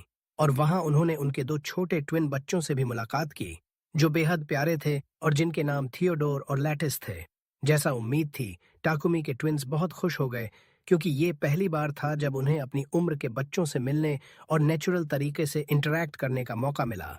शुरू में हालांकि वो बहुत शर्मीले थे, इतना कि वो टाकुमी के पीछे छिप गए और सावधानी से उनकी तरफ झांक रहे थे। उनका लुक इतना इनोसेंट था कि कोई भी कल्पना नहीं कर सकता था कि इन दो बच्चों के पास ऐसी पावर है जो किसी प्रोफेशनल एडवेंचरर को भी डरा सकती है। टाकुमी ने धीरे से आगे बढ़कर बताया कि ट्विन्स किसी से पहली बार मिलने पर नर्वस हो जाते हैं। थियोडोर और लैटिस ने स्थिति समझी और उन्होंने उनसे धीरे धीरे और बिना किसी प्रेशर के बात करना शुरू कर दिया। धीरे धीरे माहौल गर्म होता गया, खासकर जब सब टेबल पर बैठ गए। वहां टाकुमी ने मौका उठाया और एक स्पेशल डेजर्ट निकाला जो ट्विन्स को बहुत पसंद था। उसकी अपनी original recipe, slime jelly. Dessert रंग बिरंगा, ट्रांसपेरेंट और आकर्षक तरीके से चमक रहा था और उसका टेस्ट हल्का और रिफ्रेशिंग था। जैसे ही रिस्नर के बच्चों ने उसे टेस्ट किया, उनकी आंखें चमक उठीं और उन्होंने तुरंत टाकुमी से पूछा कि उन्होंने इसे कैसे बनाया। खाना और डेजर्ट ने शर्म की दीवार को जल्दी ही तोड़ दिया और जल्द ही चारों बच्चे गार्डन में साथ खेलने लगे, सिंपल गेम्स ट्राई कर रहे थे और जोर जोर से हंस रहे थे। टाकुमी दूर से उन्हें देख रहा था और उसे अजीब सा सुकून महसूस हो रहा था, जैसे वो एक झलक देख रहा हो उस साधारण जिंदगी की जो शायद होती अगर चीजें अलग तरह से हुई होती। खेलते खेलते ट्विन्स धीरे धीरे अपना दिल खोलने लगे और पहली बार अपनी उम्र के बच्चों से इंटरैक्ट करने की कोशिश कर रहे थे। और इससे उन्हें सिंपल लेकिन बहुत जरूरी चीजें सीखने को मिली, जैसे शेयरिंग, कोऑपरेटिंग और बिना डर या सावधानी के हंसना। टाकुमी उस सीन को देखकर चुपचाप मुस्कुरा रहा था। उसे लग रहा था कि जितनी थकान और खतरे वो झेल चुका था, वो इस पल के लिए काबिल थे। ट्विन्स को नॉर्मल लाइफ जीते देखना, भले ही सिर्फ थोड़ी देर के लिए। ये बात नोबलमैन को बहुत हैरान कर गई, क्योंकि हालांकि स्लाइम मटेरियल पॉइजनस नहीं था, लेकिन इस दुनिया में किसी ने कभी इसे कैंडी बनाने के बारे में नहीं सोचा था। रिस्नर ने इसे स्किल्ड मर्चेंट की नजर से देखा। आइडिया तुरंत समझ लिया और फैसला कर लिया कि वो रेसिपी को बहुत रिस्पेक्टेबल अमाउंट में खरीद लेंगे। न सिर्फ वो, बल्कि उन्होंने सर्वेंट्स को एक डेडिकेटेड जगह तैयार करने का ऑर्डर भी दे दिया और सीरियसली स्लाइम फार्म प्रोजेक्ट के बारे में सोचने लगे। कुछ ऐसा जैसे पोल्ट्री फार्म, लेकिन अंडों की जगह जेली। सच कहें तो वो इंसान ऐसा लग रहा था कि अगर चाहे तो पूरा मार्केट अपने कब्जे में ले सकता है, लेकिन वो चीजें शांति से आगे बढ़ाना पसंद करता था। खैर, रिस्नर ने उन्हें अपने मैनर में एक रूम ऑफर किया पूरे स्टे के दौरान और टाकुमी से परमिशन भी मांगी कि उसके अपने बच्चे ट्विंस के साथ खेल सकें। नेचुरली टाकुमी ने बिना हिचकिचाहट के हामी भर दी। आने वाले दिन बहुत खूबसूरत थे, खेल, हंसी और 4 बच्चों की देखभाल से भरे हुए। वे साथ में सिटी घूमते, शॉप्स में जाते, नई फूड्स टेस्ट करते और ओपन स्क्वायर्स में खेलते। दूर से कोई भी उन्हें देखकर कभी कल्पना नहीं कर सकता था कि ये बच्चे प्रोफेशनल एडवेंचरर्स से भी ज्यादा स्ट्रांग हो सकते हैं। लेकिन वो शांतिपूर्ण माहौल थोड़ा बदल गया जब रिस्नर ने उन्हें सिटी के सबसे महत्वपूर्ण मर्चेंट्स में से एक से इंट्रोड्यूस करने का फैसला किया। जैसे ही टाकुमी ने उसे देखा, उसने उसके कपड़ों पर एक फेमिलियर एम्बलम नोटिस किया। शुरू में उसने ज्यादा ध्यान नहीं दिया, लेकिन कुछ पलों बाद उसे याद आया कि ये वही सिंबल था जो उस शिप पर देखा था जो मरमेड विलेज के पास डूब गया था। इसलिए टाकुमी ने सावधानी से उससे इसके बारे में पूछा, बिना मरमेड्स का जिक्र किए। मर्चेंट ने कंफर्म किया कि हाँ, उसकी एक शिप समुद्र में हाल ही में डूब गई थी। सौभाग्य से क्रू के सभी सदस्य बच गए थे, लेकिन लॉस बहुत बड़ा था और कंपनी को सीरियस लीगल ट्रबल में डालने वाला था। टाकुमी, जो हमेशा खुद पर अटेंशन खींचने से बचता था, खुद को फिर से एक ऑकवर्ड स्थिति में पाया। थोड़ी हिचकिचाहट और शर्मिंदगी के बाद उसने चुपचाप मर्चेंट को बताया कि वो ही था जिसने शिप को वापस लाया था। वो इंसान वहीं फ्रीज हो गया क्योंकि शिप बहुत दूर तट से डूबा था, ऐसी जगह जहां आसानी से कोई नहीं पहुंच सकता था। फिर भी टाकुमी ने इसे ऐसे बताया जैसे कोई बहुत साधारण बात हो। बिना ज्यादा प्रिम्बल के टाकुमी ने उसे बताया कि वो शिप को सब कुछ समेत वापस कर सकता है और उसे नहीं पता कि कार्गो अभी भी यूजेबल है या नहीं। तो मर्चेंट को खुद फैसला करना होगा कि वो अच्छी कंडीशन में है या नहीं। उस पॉइंट पर मर्चेंट की आंखें लगभग डरावने तरीके से चमक उठीं, इतना कि रिस्नर ने खुद हैरानी से पूछ लिया, इस सब के बदले में तुम क्या मांगोगे? टाकुमी घबरा गया क्योंकि उसने कभी कुछ मांगने का इरादा ही नहीं रखा था। लेकिन नोबल्स और मर्चेंट्स की दुनिया में लोग अलग सोचते थे और ऐसा लगता नहीं था कि कोई इतनी बड़ी चीज बिना कंपेंसेशन के दे दे। फिर भी टाकुमी ने शिप बिना कुछ मांगे वापस कर दी। मर्चेंट ने उसे गर्मजोशी से थैंक किया और बताया कि शिप के अंदर एक बेहद रेयर फेयरी जेम था जिसे वो पूरी तरह रिकवर करने की उम्मीद छोड़ चुका था। लेकिन शिप के वापस आने से वो अपने सारे लॉसेस रिकवर कर पाया। ये स्थिति ट्विंस को कंफ्यूज कर गई क्योंकि उन्हें समझ नहीं आ रहा था कि कोई चीज मालिक को बिना पेमेंट मांगे क्यों लौटा दे। टाकुमी ने मौके का फायदा उठाया और उन्हें एक महत्वपूर्ण लेसन सिखाया कि चोरी गलत है और जो कुछ भी वो पाएं जो उनका नहीं है, उसे मालिक को वापस करना चाहिए, चाहे वो कितना भी छोटा हो। हालांकि टाकुमी ने कुछ नहीं मांगा था, फिर भी मर्चेंट ने उसे रिवॉर्ड देने पर जोर दिया और उसे अपनी कंपनी के प्रोडक्ट्स का फुल टूर ऑफर किया। उस टूर में बहुत रेयर आइटम्स थे, जिनमें सबसे महत्वपूर्ण कॉफी था, जो कैफीन लव करने वालों के लिए सच्चा खजाना थी। उसने उसे लग्जरी स्पाइसेस का कलेक्शन भी दिया, जिस पॉइंट पर टाकुमी ने घोषणा कर दी कि वो खुद डिनर तैयार करेगा और मेन डिश करी होगी। नतीजा नेचुरली वैसा ही था जैसा उम्मीद था। मैनर में हर कोई खाने के टेस्ट से पूरी तरह शॉक हो गया, यहाँ तक कि शेफ खुद लगभग घुटनों के बल टाकुमी के सामने गिर पड़ा और उससे अप्रेंटिस बनने की भीख मांगने लगा। टाकुमी हंसा और बोला कि वो एक एडवेंचरर है, शेफ नहीं, और जो कुछ वो जानता है वो सिर्फ अपनी होमलैंड की कुछ रेसिपीज हैं। नए बेकर के साथ भी यही हुआ, जो उन अजीब रेसिपीज से स्तब्ध था और उन्हें यूज करने के लिए कुछ भी करने को तैयार था। कुछ समय बाद टाकुमी को थोड़ा गिल्ट फील होने लगा कि वो अपने फैमिलियर्स को इतनी देर अकेला छोड़ दिया है, इसलिए उसने दोपहर में उन्हें वॉक पर ले जाने का फैसला किया। लेकिन वो शांतिपूर्ण सैर जल्द ही उलट-पुलट हो गई जब उसे कुछ ठगों का ग्रुप मिला जो उसे मारने, बच्चों को किडनैप करने और ब्लैक मार्केट में बेचने का इरादा रखते थे। नेचुरली बैटल शुरू होते ही तय हो गई थी। ठगों को तेजी से हरा दिया गया। टाकुमी वहां नहीं रुका, बल्कि उनकी हाइडआउट तक ट्रैक किया, बाकी गैंग को भी मिटा दिया, किडनैप की गई महिलाओं को फ्री किया और वो सारा पैसा ले लिया जो वो छिपा कर रखे थे। उसके बाद उन्होंने ब्लैकस्मिथ से ऑर्डर किए गए पेंडेंट्स और इक्विपमेंट कलेक्ट किए, क्योंकि उन्हें डंजन के बाकी हिस्से एक्सप्लोर करने के लिए जरूरत थी। ये काम पूरा होने के बाद और मरमेड्स से अपने फैमिलियर्स के लिए नए ब्रेसलेट्स रिक्वेस्ट करने के बाद वो उस जगह वापस लौटे जहां से ज्यादा फ्लोर्स ओपन करना शुरू किया। नेचुरली इससे नए और लगातार बैटल्स में खींच लिया गया और सवाल ये था कि क्या वो हार सकते हैं।